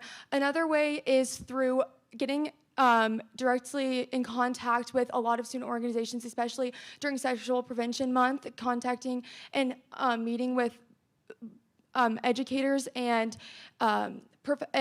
people who are well-versed on different issues regarding sexual violence and mental health, and to directly contact, to have that communication, to better strengthen the policies that we want to implement, and to better strengthen the student government, or just the student body. Yeah, I mean, RHA, other cultural orgs are a big part of campus, and I've been involved in the Korean Student Association, and one of the things that they mentioned was, they want more opportunities to collaborate with IUSG or other of these like more umbrella organizations, and we plan on doing that more. I think just showing up to these events, co-sponsoring those events is a great idea. But also, just making sure that RHA or any org on campus truly has the resources that they need to carry out their actions. So for RHA, like Anna mentioned, a lot of it is focused on first-year students. So we have policies like, bringing CAPS satellite offices to residential buildings to lessen the burden of students, first-year students, especially, it might be their first time living alone or, the process of adulting. So we want to bring that resource closer to them and, just make sure that all the resources at IU are communicated to them directly, and yeah. All right, Empower, your 1 minute rebuttal if you wish. Yeah, so I guess just to add on to what we were saying earlier, I mean, RHA is a very big organization, and a lot of the policies that we have on our policy doc need RHA's help. So for example, sustainability within dining halls. So if we want to implement composting, if we want to implement like less food waste, we'd have to directly work with RHA. So I think that's one of the biggest things in our administration. If we were voted in, we'd make sure that we'd be in constant communication, especially with the RHA executive branch, but as well as obviously like student orgs on campus are super important to us. We've spoken to a number already, and like Dennis mentioned, another like a really big issue for them is them having a really hard time getting into contact with IU student government. So just making sure that they know that that's an option. All right, we have two tailored questions for each ticket. The first one will, of course, be going to Forward. Sexual violence prevention was already mentioned during this debate, and it is one of the stronger programs that IU Student Government has put on and supported in the past couple of years. How would the mandatory training required by OSFL, such as Step Up and It's On Us, differ from the additional training proposed in your platform for sexual violence? What gaps are you identifying, and how would you approach how would your approach meaningfully address them? And I can repeat that question one more time. How would the mandatory training required by OSFL, such as Step Up and It's On Us, differ from the additional training proposed in your platform for sexual violence? What gaps are you identifying, and how would you approach meaningfully address them? Yeah, so I'm involved with Sorority Life here, and so OSFL hosts a step-up training once a semester about hazing prevention and sexual violence prevention of like very different key issues on campus. A key way that we're hoping to expand on that and to really truly implement within increased training on sexual violence is to offer more throughout the semester. Currently, whenever we have them, a lot of people don't pay attention, or it just becomes a mandatory thing to go to. And so to offer voluntarily led ones that are more frequent and also engaging more with the student body. Sexual violence isn't just narrowly tailored into sorority and fraternity life, it's all over campus. And that takes direct action within communicating to students and interacting with students. A key thing we want to implement is to have increased tabling throughout all different months, not just Sexual Violence Prevention Month, that lists out all of the resources and that are available here at IU since they are so extensive, but to getting that into the hands of students directly. And also within the mandatory trainings, there isn't much physical documents that are handed out, and that'd be a great way to implement continued understanding and relevance of the topic of sexual violence itself. And so just to hone in and truly make it a repetitive thing so it's locked in people's brains of where they can go to, where they can get resources, how IU can help you, is a main way we're trying to advance that. Empower, your response. Yeah, so I feel like this question, again, it relates back to IU student government's budget. I feel like the budget is one of the main things and also more direct things that we can do to help IU students on campus, especially when it comes to sexual violence prevention. And with that, I'd sort of like to bring attention back. I'm talking about the budget again. When I looked at the live budget for the current IU student government administration, there were only 2 expenditures under sexual violence prevention, and they were both tabling. That is very disappointing to me as someone who's very passionate about this topic, as someone who is in Greek life, and I see the effect that these have on all types of people around campus. So just making sure that we are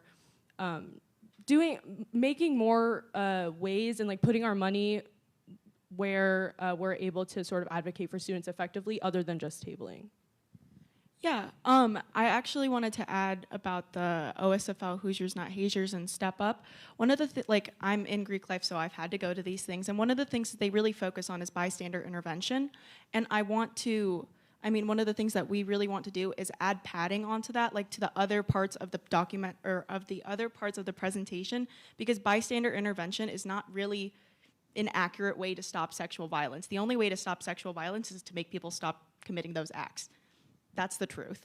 And I think that by adding more padding to these presentations and giving them a little bit of a facelift and making them a little bit more relevant to students nowadays would really impact them more. One of the other ways that we really wanted to try and combat sexual violence on campus is by having leaders from Greek life organizations, PHA, IFC, MGC, take a course, or not a course, like a class from IU Health about sexual violence, and then go back to their chapters and teach them about it.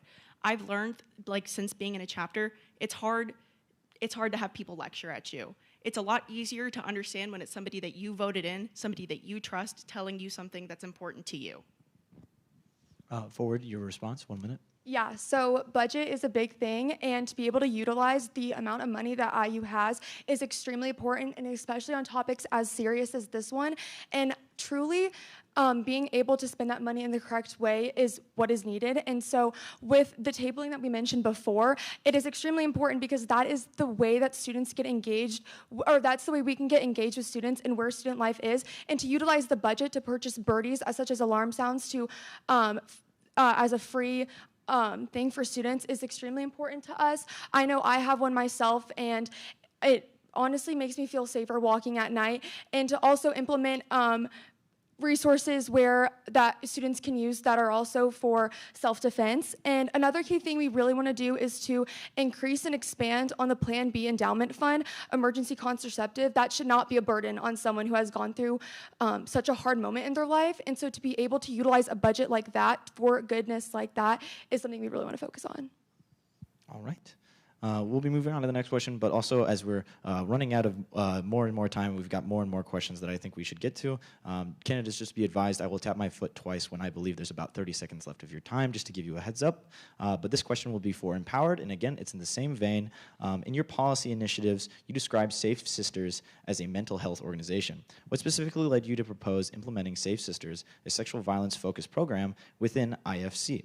How do you reconcile that shift in scope with how you've defined the organization in your platform? I'll repeat that one more time. In your policy initiatives, you describe Safe Sisters as a mental health organization. What specifically led you to propose implementing Safe Sisters, a sexual violence-focused program within IFC? How do you reconcile that shift in scope with how you've defined the organization in your platform? Yeah, so Safe Sisters isn't a sexual violence directly focused program. It is in fact a mental health program. And I think that one of the ways that this would help combat sexual violence, especially if we brought this program into the IFC and worked with the IFC to engage this, is that, one of the really big things that they tell fraternity brothers don't ask me how I know this, but is to not tell other people about what's happening to you. And I think that by them having somebody in their chapter who understands what they're going through and to be able to talk to them would not only help, calm down the hazing issues that we're seeing so much in Greek life, the, sexual violence, but it would also help with the aspect of mental health. In the IFC, mental health is not something that's so talked about as much as it is in Panhellenic. I know Anna is a mental health ally, and I know how important that is to have something like that in your chapter. We have women like that in mine, and I think that those are the women that I want to go and talk to first. And so I think that, with the stigmatism, or the stigma, sorry, just got my eyes checked. With the stigma around, mental health, especially in a very fraternal organization like IFC, having somebody there who really understands what's happening to you, how to help you, would not only, affect sexual violence, it would also just generally help, I think, the members in the IFC. All right, Forward Ticket, your response? Yeah, so I'm a mental health ally here at IU through Alpha Delta Pi and the Panhellenic community, and it has been such an important experience and way to educate myself, honestly, on ways to help sisters around you and the community around you and to uplift the community around you while they're going through such a hard time. And it's partnered with Safe Sisters too. And so I do believe implementing it within the IFC is a very important issue that needs to be addressed because, like Anna Sophia said, the fraternity life can be an isolating time. And so to have someone like themselves that will be able to talk to them is very important. I also believe that this needs to be expanded throughout campus. Like Dennis had mentioned before, a big thing on our platform is expanded mental health support access. And so a key way we want to do that is to implement that through your freshman year especially. This is when students are going through recruitment at different student organizations. And so to have that at the hands of the students within their residential life is very important. This has worked at plenty of universities, especially Virginia Tech, actually. I was reading an article about one of their counselors there, and the biggest part about having it within their own residential hall is that the hours are after their normal mental health or the support that they have there. So it'd be from 4 to 11 p.m., especially when students are isolated and times where they're probably feeling the most needed for support in their mental health. And so that is something we really want to implement so they have that access when they're gone from their events at maybe a fraternity thing, or they're gone from the friends that they have on campus and they're truly isolated by themselves at night. That is a big thing for us. Empower Ticket, you have a 1-minute rebuttal if you wish. Yeah, so we've talked to some of the members in the IFC, specifically different frats. We're talking to the IFC actual president tomorrow. But I mean, we've talked to them, and I think they've given us a little bit more of an understanding on how this could work. Pledging or pledgeship, which is when, guys go through recruitment through IFC, is a time when guys are at the house a lot. So having somebody, like a Safe Sister, name in progress, we'll work on it. But, having somebody like that in the house with them because they have to be at their fraternity house is so important for them because they're not going to, they get back from their pledging at the wee hours of the night. And so having somebody who's there past a certain time or all right. Keeping in the same vein, and this question will go to Forward Ticket first. This is for both tickets. How do your respective administrations plan on addressing recent issues involving Greek life activities on campus? I'll repeat that one more time. How do your respective administrations plan on addressing recent issues involving Greek life activities on campus?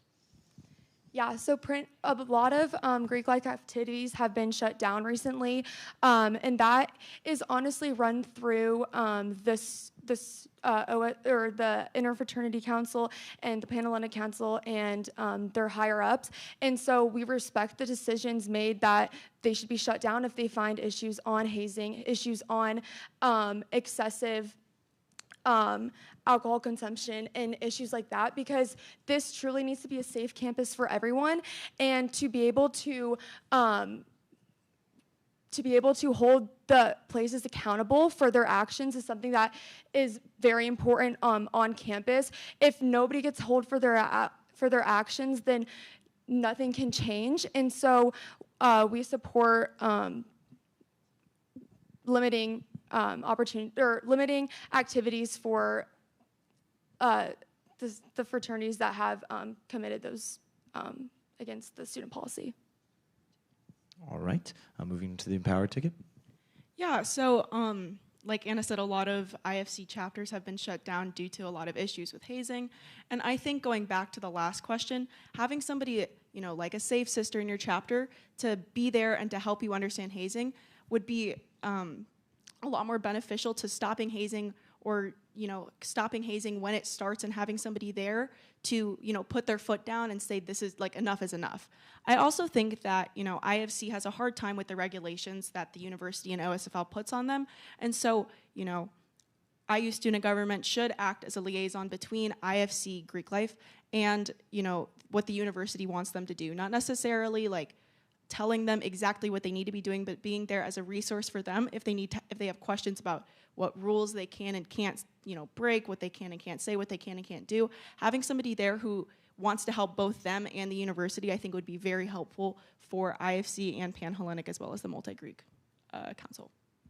And I feel like this sort of goes into the same concept of preventative measures. So when we talk about hazing and when we talk about excessive drug use and alcohol use, we want to make sure that we're helping students be as safe as possible. So that's why we advocate for Narcan strips, fentanyl testing, as well as when we talked with a lot of IFC orgs, they mentioned how there can be other opioids in within the drugs that are used. So also offering other opioid testing strips to make sure that they are staying as safe as possible if they do choose to do that. But also working with OSFL to make sure that the hazing prevention slides are as up to date as possible, because education is some of the most powerful thing that you can offer to anyone that is going through dangerous instances like this. For a ticket, your 1 minute rebuttal.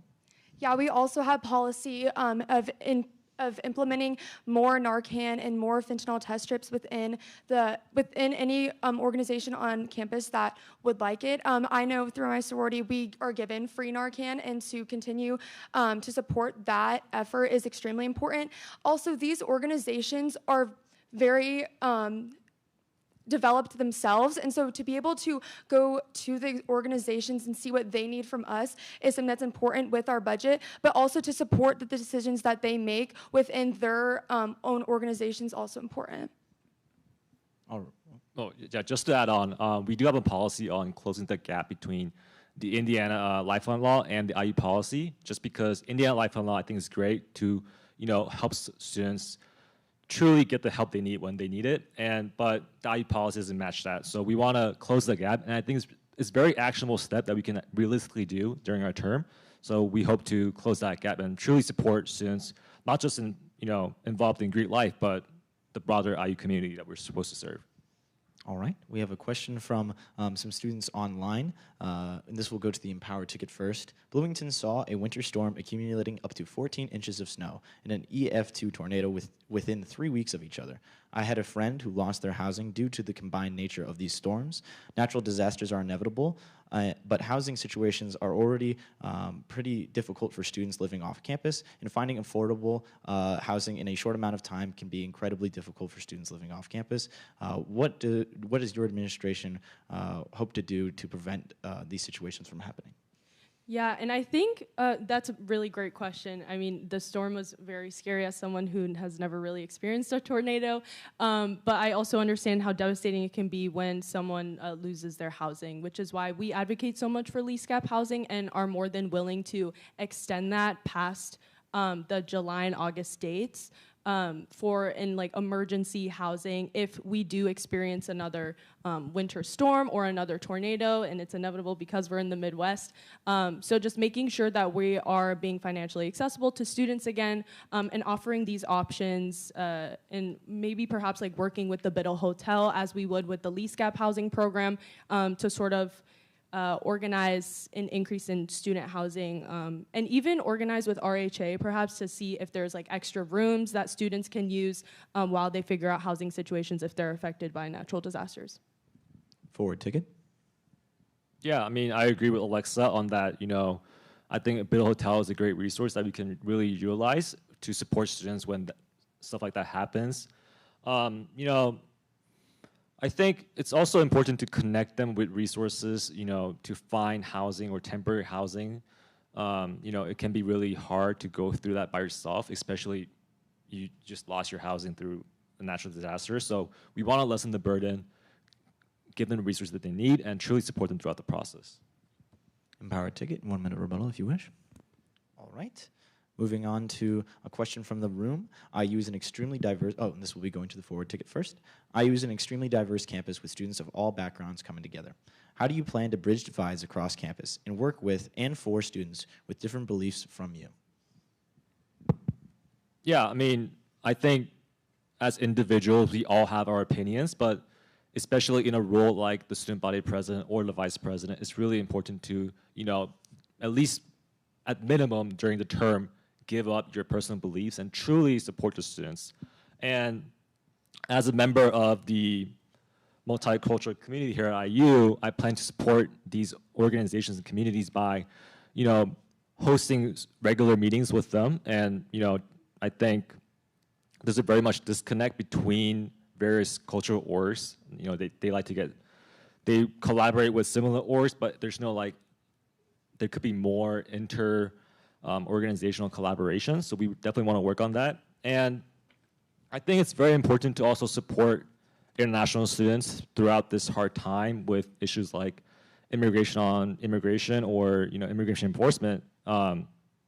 And the one way that we hope to do that is IU actually currently has red slips or cards in the office with their constitutional rights that they get in the United States and in different languages, so Arabic, Chinese, Spanish, and we hope to expand that more and maybe possibly having those resources online where you can just scan a QR code or something like a NFC tag where you just tag it and it goes to the website to provide more languages because, like myself, to go through these legal language, legal jargon, it's very hard for students that are, that English is not their first language. So truly supporting them in that ways is really important, I think. Empower ticket.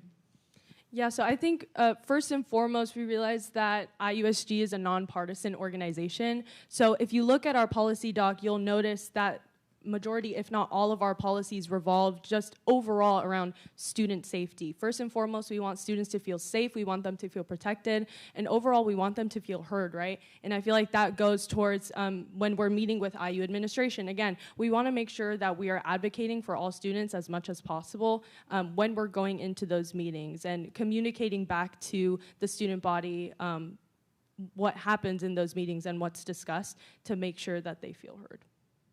Like I said before, I think community is one of the most important things that we can find in our life, and especially here at college. I mean, for me, I'm an out-of-state student, so it was hard for me to kind of get my footing, and I really think I wouldn't have without the amazing people that are around me. And so one of the ways that we think like promoting community and togetherness is important is by maybe doing something like a cultural block party at the beginning of the semester for, freshmen, people who are trying to find their place on campus to go and check out all these different things with a mixture of, different cultural organizations like Hillel, Chabad, La Casa, things like that, but also like Queer Student Union and other, different kinds of organizations like that so that students can really find where they feel like they belong and where they can find people that want to be there for them in times when, we're so separated. Forward ticket, 1 minute rebuttal if you wish. I'll just make it really quick. I think as president and vice president, we'll be out there at these events. We're planning to be there tomorrow, where IUSG is co-hosting with the Muslim Student Association. So we hope to continue that on throughout our administration to continue being there and at the forefront of where these, organizations and students are carrying out their daily lives. And yeah. All right. Another question from online. This will be going to the Empower ticket first. Coming to IU, the first question I asked when getting a tour was, what is happening to the DEI programs at IU? Knowing that our free speech ranking is at an all-time low, how do you navigate these intense issues, and how will these systems be supported during your administration? Yeah, so I think, like we've mentioned earlier, and this is an amazing question, I think especially because we've seen the university very hesitant to even use the word diversity. I mean, I'm a Hudson and Holland scholar, so I used to go to the Hudson and Holland that's right across the street from the Neil Marshall Center all the time, and I noticed that they took away the sign that says Hudson and Holland on the outside, which obviously was very devastating to me. So first and foremost, we want to make sure that students feel like they're able to express their culture, express their religion, express, anything that makes them who they are. So again, like Anna Sophia mentioned before, we'll make sure that we increase the funding for cultural centers. We have had multiple discussions with these cultural centers, and they have all said the same thing, that funding is being taken away. So what can we do as IU student government? Because we're going to have so much rollover from the current administration, use a lot of that funding to go towards these cultural centers and making sure that they have the funds that they need to market to incoming freshmen, to market to current students who don't even know that they exist, making sure that students are aware of the spaces that are already available on campus, to make sure that they feel safe and welcomed. Forward ticket. Yes. One moment. I'll get the answers. I believe, hold on. Sorry, you've exposed my process for asking these questions. It's not as organized as it should be. Coming to IU, the first question I asked when getting a tour was, what is happening to the DEI programs at IU? Knowing that our free speech ranking it as an all-time low, how do you navigate these intense issues, and how will these systems be supported during your administration? Yeah, I mean, coming from South Korea, I chose IU because I truly believe this, university will be a place where, we feel supported and we feel like we have these opportunities to truly live up to our potential, but we haven't lived up to that potential, to be realistic with you. To be direct, we haven't lived up to that. And I think that's gonna just deter IU from international students attending IU, and we have to reverse course on that. And one way that we wanna do that is making sure that expressive policy at IU is narrowly tailored to ensuring safety and operations, not infringing on people's constitutional rights. That's a very big issue for our ticket, and we hope to communicate that with the administration and hold them accountable if they go overboard or overstep in their legal authority. Empower, if you, sorry. Sorry, is there something? Okay. I also want to talk about 2 days ago, when we were tabling near Neil Marshall. I was speaking with students, and one of them mentioned the cultural center you're talking about that got their name taken away and the house taken away. But she mentioned that they joined with the Neil Marshall Center. So even though it's awful that the state are making these changes to diversity, equity, and inclusion, which they shouldn't, that's ridiculous. The programs themselves are not going away, and so what we want to make sure is that the students are aware of where these programs went and where that they can find representation for themselves, and to make that accessible and to make that information known to help support the diversity, equity, and inclusion here on campus. Empower ticket. Yeah, so I'd just like to go off, or I guess respond to what Dennis said about the expressive activity policy. While I agree that it was a terrible policy that was implemented 3 years ago, I believe, my freshman year, it's since been amended and ruled unconstitutional. And, while I agree there's always more work to be done, and that's why we're always for advocating for the IU administration, holding them accountable through student media, through the students themselves, making sure that we're communicating with them. I believe we should shift our focus to other pressing issues at hand, especially since, like I said, the expressive activity policy has since been amended. One of the things that we really want to do is shorten the process to fill out a bias report form. I mean, it's a very long and lengthy form with a lot of required parts. I think so many students who fill this out are not necessarily looking for, results or an action to be made. They just want to feel heard and know and have the IU administration understand what has happened to them so that they can keep track of that better. So one of the ways that we want to do that is by shortening the form and making it a little bit quicker and for people to fill it out. All right. Moving on to our next question, which will go to the forward ticket first. This is from inside the room, and it has two parts to it. You only have 1 year as an executive administration to complete all of these different policies that we've outlined in this debate, and then also in your policy documents as well. And while you're doing that, you're going to be a full-time student. There will be other problems and issues that come up throughout the year that you will never be able to expect or plan for. So in two parts, what is your measure of success you won't be able to complete everything, and what is the one thing that you want to be your legacy, I suppose, as you leave the administration. And then a good way to maintain momentum is to upkeep programs from the previous administration. Are you committed to keeping any of these programs, changing them, modifying them, etc.? Yeah, so the first part was... What's your measure of success? Measures, okay. So I think for me personally, my measure of success would be the amount of lunches or meals that I had with other constituents and stakeholders on campus. You know, I think the legacy I want to leave is a student body president that never shied away from issues or conversations with students. Obviously, you know, some conversations will be difficult given the nature of these issues. However, I really want to commit myself to being open to dialogue and communicating with the students. So, you know, my number will be out there if I do win. Anyone can text me whenever. I'll try my best to get back as soon as possible. And I think it's really a good point that you mentioned how we are full-time students and we do have other, you know, involvements on campus. So, you know, I think a very important factor that we can try to alleviate that is to have a very much of a capable cabinet. A lot of the work's going to be very much delegated or, you know, across different individuals, different branches. So I think very much clear delegation and having capable people that can really do the best for IU. I think that's the, you know, the legacy that we want to leave at IU and during our term. Any programs that you would like to keep or modify as well?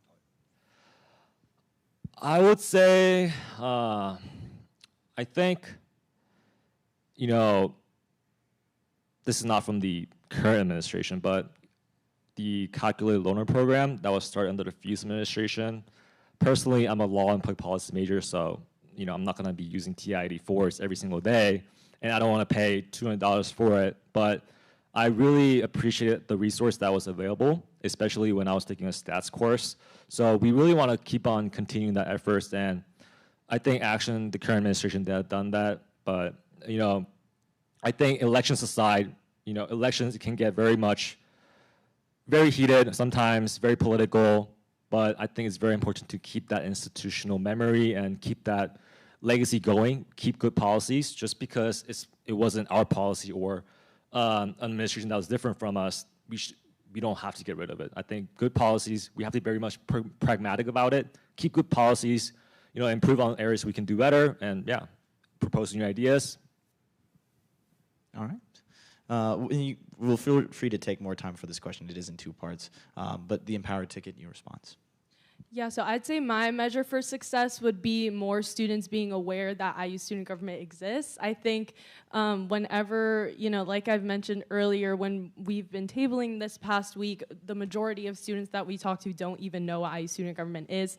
So again, making sure that we're implementing a Canvas webpage where students know who we are, what resources that we offer. And on the topic of resources, I'd really like to keep the Empower Ed Scholarship, as well as Dennis mentioned, the Calculator Loaner Program. I would really love to see lease gap housing. That has been a passion project of my campaign manager for over a year, I think, you know, the entire last year of the Fuse administration. So it was very disappointing not to see it get implemented when Action was inaugurated. But, you know, making sure that we're continuing the good work of the administration beforehand, I believe is just a good show of respect as well. One of the ways that I think I would measure my success after the hypothetical term is seeing a flourishing student media. Like we've mentioned so many times, student media is one of the best ways that students can get into contact, can have leadership positions for, you know, for a long time and make a lasting impact at the school. So I think that, you know, seeing student media have, you know, be strong and well-funded and have, you know, tons of people who want to be on it, write on it, film on it, talk on it, things like that would really show me that I've done my job. One of the other things that I think would really help me measure my success is to see a safer Greek life. Like we've talked about before, Greek life is, you know, under a lot of scrutiny right now because of all the issues with hazing and stuff like that. And so if we did our thing right, hopefully we'll end up with a safer, you know, more inclusive Greek life. Forward ticket, no rebuttal. Yeah, I want to add that going off of more programs and the programs that are currently being held, the calculator loaner program is amazing, and we also want to expand and continue any textbook hubs and free materials for students. I know I'm in a class right now, and the textbook was $100, and so it can be a financial burden for a lot of people. And so to expand on ways that are going to lessen the financial burden for students is a big thing. And also hearing about the Kelly Closet, where professional outfits for students that need to wear those for their professional adventures within Kelly or within other schools. To expand on that specifically too is important, because that's also another financial burden that is put on students, and it's something that they need to, go and get jobs, get interviews, into a big influential factor into their development into business. Yeah. All right. I think I've pretty perfectly lined it up, so that was our last kind of directed question. We're going to a little bit more of a fun lightning round of questions. I expect pretty short answers from each of the tickets. These are pretty lightweight questions. You'll see what I mean in a couple of seconds. We'll start with the Empower ticket and keep bouncing back and forth. What is your favorite animal? My favorite animal is capybara. Panda. Forward. I'll say dog. It's always been tigers. All right. And then for the forward ticket, what is your favorite music artist? I would say either Don Toliver or New Jeans from South Korea. I have two, the Lumineers and Hozier. Empower ticket? Without looking at my Spotify, right now is Big Thief. I like the Eagles. All right, back to the Empower ticket. What is your favorite dining hall on campus? When I was a freshman, I was enamored with McNutt, but I think Forrest. I'm partial to Forrest because I lived in Teeter last year and they didn't have Wright, but I recently ate at Wright, and I think that takes the spot. Forward ticket? I'll say Forrest or either the IMU, but I don't know if IMU's the dining hall, but yeah, IMU food place. I loved Good Body last year, and I wish I could still go back. Yes, I know. Maybe that'll be part of the new policy for the administration. Yeah, exactly. Yes. Another question for the forward ticket. Your favorite place to study on campus? I'm going to be really basic on this. Wells Library, ninth floor. I think that's my favorite spot. It does get kind of loud sometimes, but without windows, locked in for exams and all my studies. I love the IMU bookstore, but specifically like the highest level. It just feels so sophisticated and education. I don't know, just the vibe of it. Empower ticket? I'll say also IMU bookstore, but the section that's right across from Sugar and Spice, there's a little balcony area, bay window area. That's a better way to explain it. My favorite place to study, I'm a music student, so I gotta go Simon Music Library. I like the third floor when I'm feeling chatty, and when I'm feeling quiet, I like the second quiet floor. All right, this will be our last lightning round question, after which we'll just have a conclusion from both tickets. They can plug their campaigns, find more information about them. But for the last lightning round question, one of my favorites from student government, what is your favorite movie? Whiplash.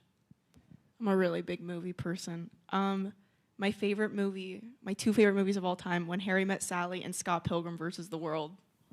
Forward ticket? I would say either Parasite or Social Network. There's 4 of them, but Halloween Town, every single one I watch every single year. All right. We've reached the conclusion of our debate. The forward ticket will go first. Please give any of your remarks, plug any of your social medias, find out how people can get connected with you, and support your campaign. Yeah, first of all, thank you to everyone here. 8 o'clock on a Wednesday evening, especially during midterm season. Not very easy, and I think it truly shows everyone's interest and dedication to making IU a better place. And just to wrap things up, I think I want to say that IU is an institution that prides itself on bringing on tomorrow, but the actions and the trends that we have seen in the past 3 years contradicts that motto of IU. It's in fact going backwards. So we're truly committed to making IU a better place for everyone here, regardless of background, ethnicity. I don't think opportunity should be limited to those factors. And we have very much we worked very hard on our policies. I encourage you guys to go check it out. We're very much open to feedback. Our social media is at Vote Forward for IUSG. And yeah, I mean, we talked a lot about ourselves, but we really want to emphasize that this campaign is not about Dennis or Anna. It's really about everyone here and the broader IU community. And, you know, I want to ask that, I don't want to ask you guys to believe in vague ideals or, you know, these dreams that seem out of hand, but I want to say, believe in every one of us here, believe in yourself, believe in each other, and believe in IU that truly lives up to its potential. All right. And finally, the Empower ticket. I want to thank everyone that's still here. Like Dennis said, it's really late, especially during midterms, so you guys are very dedicated, and I appreciate you. I want to thank IUS TV for streaming this live. You guys are doing amazing. IDS in the front, thank you. We love student media. Just to wrap things up, you know, Empower, really, I think me and Anna Sophia have noticed that Empower has become more than just a ticket or a campaign. It's become a movement. And we want to thank everyone that has supported us throughout the way, that has added to our policies, has made us revise our policies, has made us really critically think about what we want to say, what we stand for. And I just really want to thank the students, because without you guys, we wouldn't be what we are. And I'm very excited for what's to come. And voting starts on Monday. Follow us on Instagram. We're at Empower for IUSG. Again, that's Empower for IUSG. All right. That concludes our debate. Is there a rebuttal for that? No, there will not be a rebuttal for closing statements, but I want to say thank you. Thank you, Jack Tyndall, for helping us out with this debate. Very much appreciated. Of course, I want to thank IUS TV for helping put on this event, produce it, make it widely available to the student body at large. I really wanted to take the election process and these events a lot more seriously this year, and it truly could not be done without the support of student media on campus. Thank you to Ryan as well, the IU Student Government Advisor, for supporting me throughout the election process. And thank you again to all of the students who have showed up to this event, anyone watching live and anyone who watches this later on. I really hope that you vote on March 2nd and March 4th through that voting period. And I hope you all have a wonderful night. Thank you.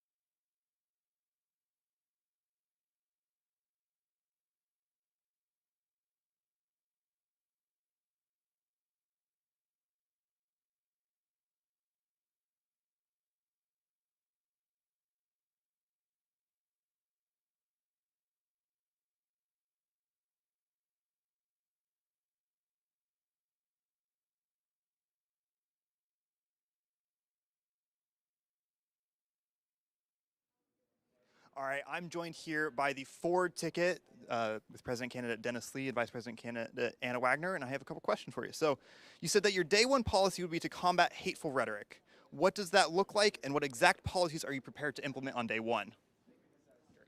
Yeah, we just posted about this today, and day one policy is to sign an executive order, listing out our stance on battling hateful rhetoric on campus. I believe that hateful rhetoric has no place at IU, and we're very much committed to that. And, this might not be day one, but we want to make sure that, whenever we're recruiting, members for our cabinet, that they are equally committed to battling hateful rhetoric on campus. And we plan to have them sign commitments, like written commitments to their efforts and their thoughts on battling hateful rhetoric on campus. So you mentioned adding ground level lights on campus around intersections. Why implement this policy, and what intersections on campus are most important to get these lights added to? Yeah, so I got this idea from where I'm from, back home in South Korea, and I think a really positive that's gained from adding those lights on the ground is that a lot of our students have their earpods on, or you're looking at their phone, so they might not know when the crosswalk light changed. So I think having red or green light that changes with the crosswalk light, that'll be very much beneficial to helping students, but also making sure that our nighttime pedestrian safety is prioritized, because student safety is non-negotiable, and we want to increase our efforts. And just to I want to have Anna also talk, but Yeah, I was just going to add on like the specific locations. So we definitely talked about the area near Wells, where there's high pedestrian traffic, but also very high car traffic. And then especially the stoplight, that's Fee Lane and 10th Street, that's a big one. And then also located near residential halls, where there's crosswalks, and especially noticing the crosswalks aren't painted well either, so the lighting would be very beneficial for student safety. All right, so you said that protecting immigrant students was very important to you. What sort of initiatives are you going to support? For example, do you support making ISIS sanctuary campus? Do you support initiatives like that? So first of all, I really appreciate that question as a immigrant myself. I think we really have to truly support the immigrant community and the international student community, especially during hard times. And we listed on our policy document of working with the Student Legal Services and the Office of International Students to host legal rights information sessions. I know for many non-native English speakers, all these legal terms or legal jargon is very much difficult to understand, and especially when something happens that's very stressful, it might not actually come out very naturally, so we want to help them with that. And IUSG currently has this program with Red Slips. We want to expand it to more languages. On the sanctuary city thing, I think we truly support our immigrant community and the international students community, but we have to be really cautious in that, because I've talked to a lot of international students myself, and one of the things that they pointed out was that while they appreciate the support, they are kind of fearful that declaring Bloomington or IU a sanctuary city is going to bring more law enforcement or ICE to campus and actually place them in danger. So I think this is a life or death issue for many immigrants like me, so we really have to be cautious, and if we do get an administration, we'll proactively work with the international student community. All right. So you spoke about implementing a new petition platform for students. How does this differ from the other ways that students can go ahead and contact executives and student government? Yeah, I mean, the whole thing with our student petition platform is giving back decision-making power to the students. One thing I've noticed throughout my time at IU is that after the election season, students typically tend to get disconnected from IUSG. So what we want to do is give them the direct decision-making process to bring up issues through the petition platform. If you get 50 or 100 signatures, we'll be binded to reply to you at least in some form or way. And one thing we also have is the Campus Innovation Fund. So, if a student in Luddy wants to do a AI or a machine learning project they have a great idea for, we would provide them with seed funding. And if it turns out to be successful, we want to roll that out to the broader campus community. All right.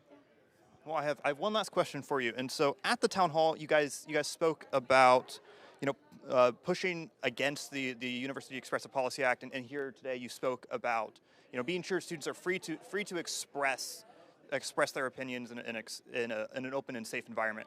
How will your administration do that? Yeah, I think university has to be a marketplace of ideas and not where ideas get silenced, and we truly want to give voice to the voiceless. And part of that is supporting our student media, like IUS TV watching us here, and also IDS and student radio. We want to support them in every facet we can, either through financial means or getting them involved directly as stakeholders. And in this debate, our Empower ticket mentioned how the oppressive policy was ruled unconstitutional, but we have seen in national politics how just because the court rules unconstitutional doesn't necessarily lead to administration living up to those precedents. So what we want to do is keep them accountable and make sure that the precedent legal is being lawfully implemented at IU. All right, well, that's all I have for you. Once again, this is the Forward Party. They can be found at Vote Forward for IUSG on Instagram.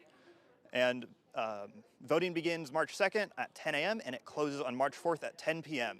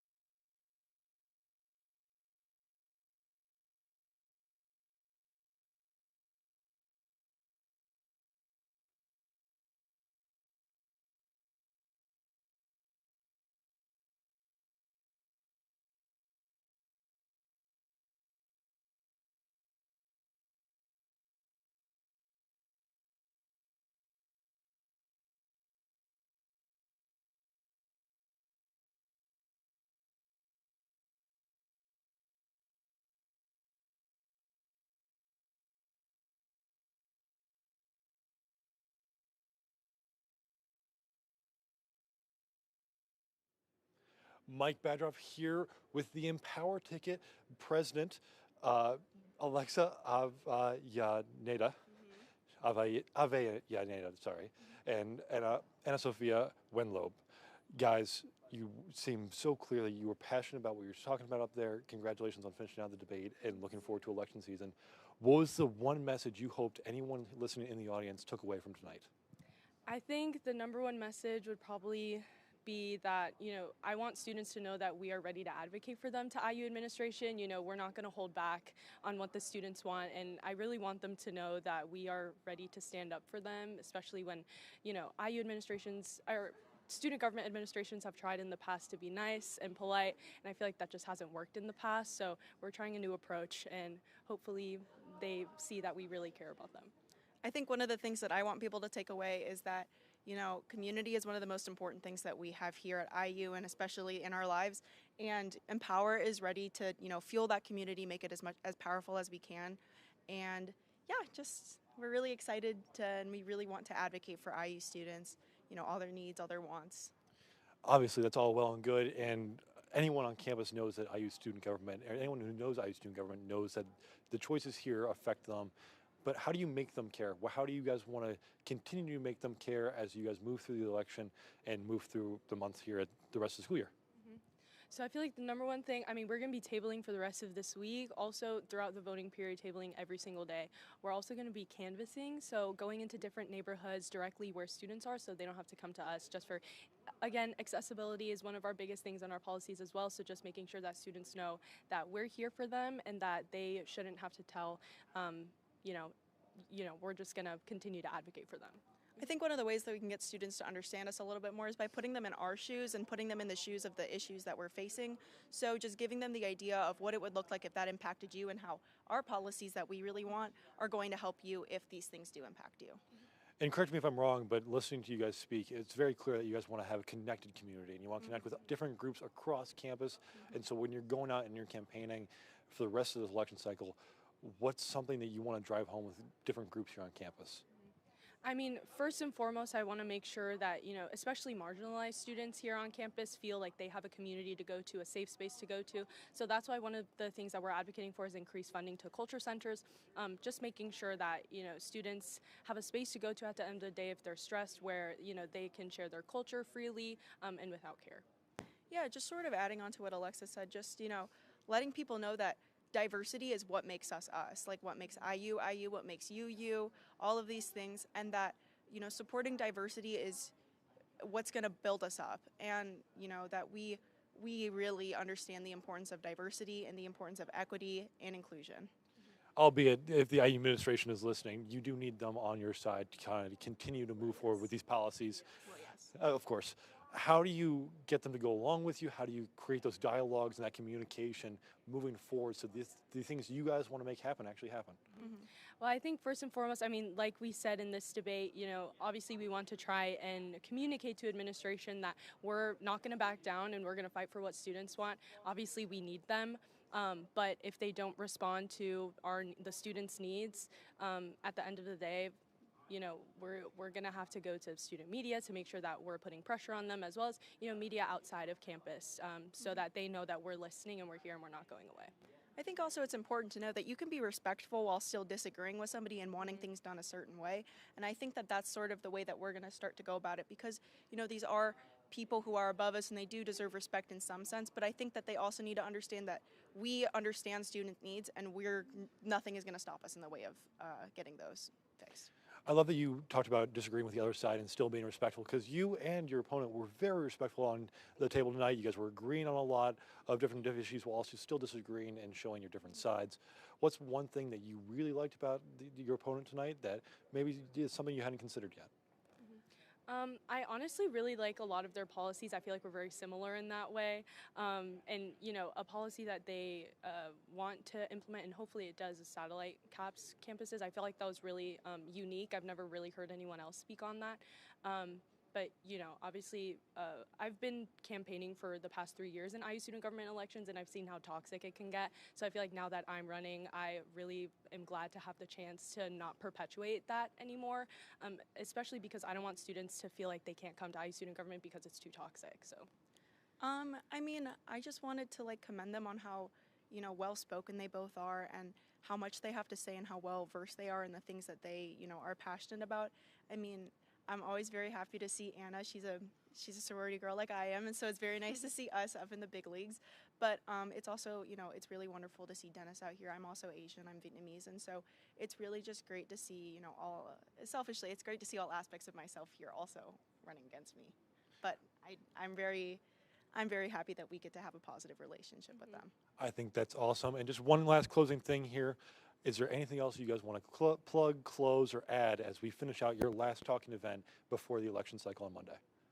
Get ready to vote on Monday. The election starts then, but just remember that we're here for you, and anything that you guys want, we want you guys to feel comfortable talking to us on our Instagram. Feel free to message us personally on our own Instagrams as well. It's Empower for IUSG, and then our personal Instagrams are tagged there too. I also wanted to mention that, you know, our policy document is a living and breathing document, and so it's ever changing. So if you feel like something needs to, you know, you really want to see something in our policy document, like Alexa said, feel free to DM us, send us an email, you know, anything like that. We're very active on those sorts of things, and we want to see what you want in student government and on campus. Alexa, Anna, thank you so much for your time. Best of luck on the rest of tonight. Thank you so much. We're going to get right back here with Joshua Summers, who's just kind of inching up behind me. Sorry, ladies. He's lurking in the background. Hey, Josh, how you doing? I'm good. Well, Mike, that was our 2026 IU student government presidential election. So not just done yet. That was just the debate. That was just the debate. Voting starts next Monday. Where can we find them? The voting students will get an email from. Is it from Be Involved?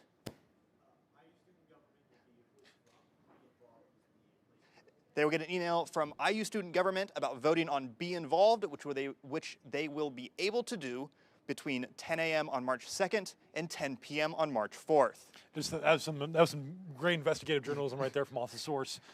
For IUS TV, I'm Mike Badrov, joined alongside Joshua Summers for the IU Student Government Debate 2026.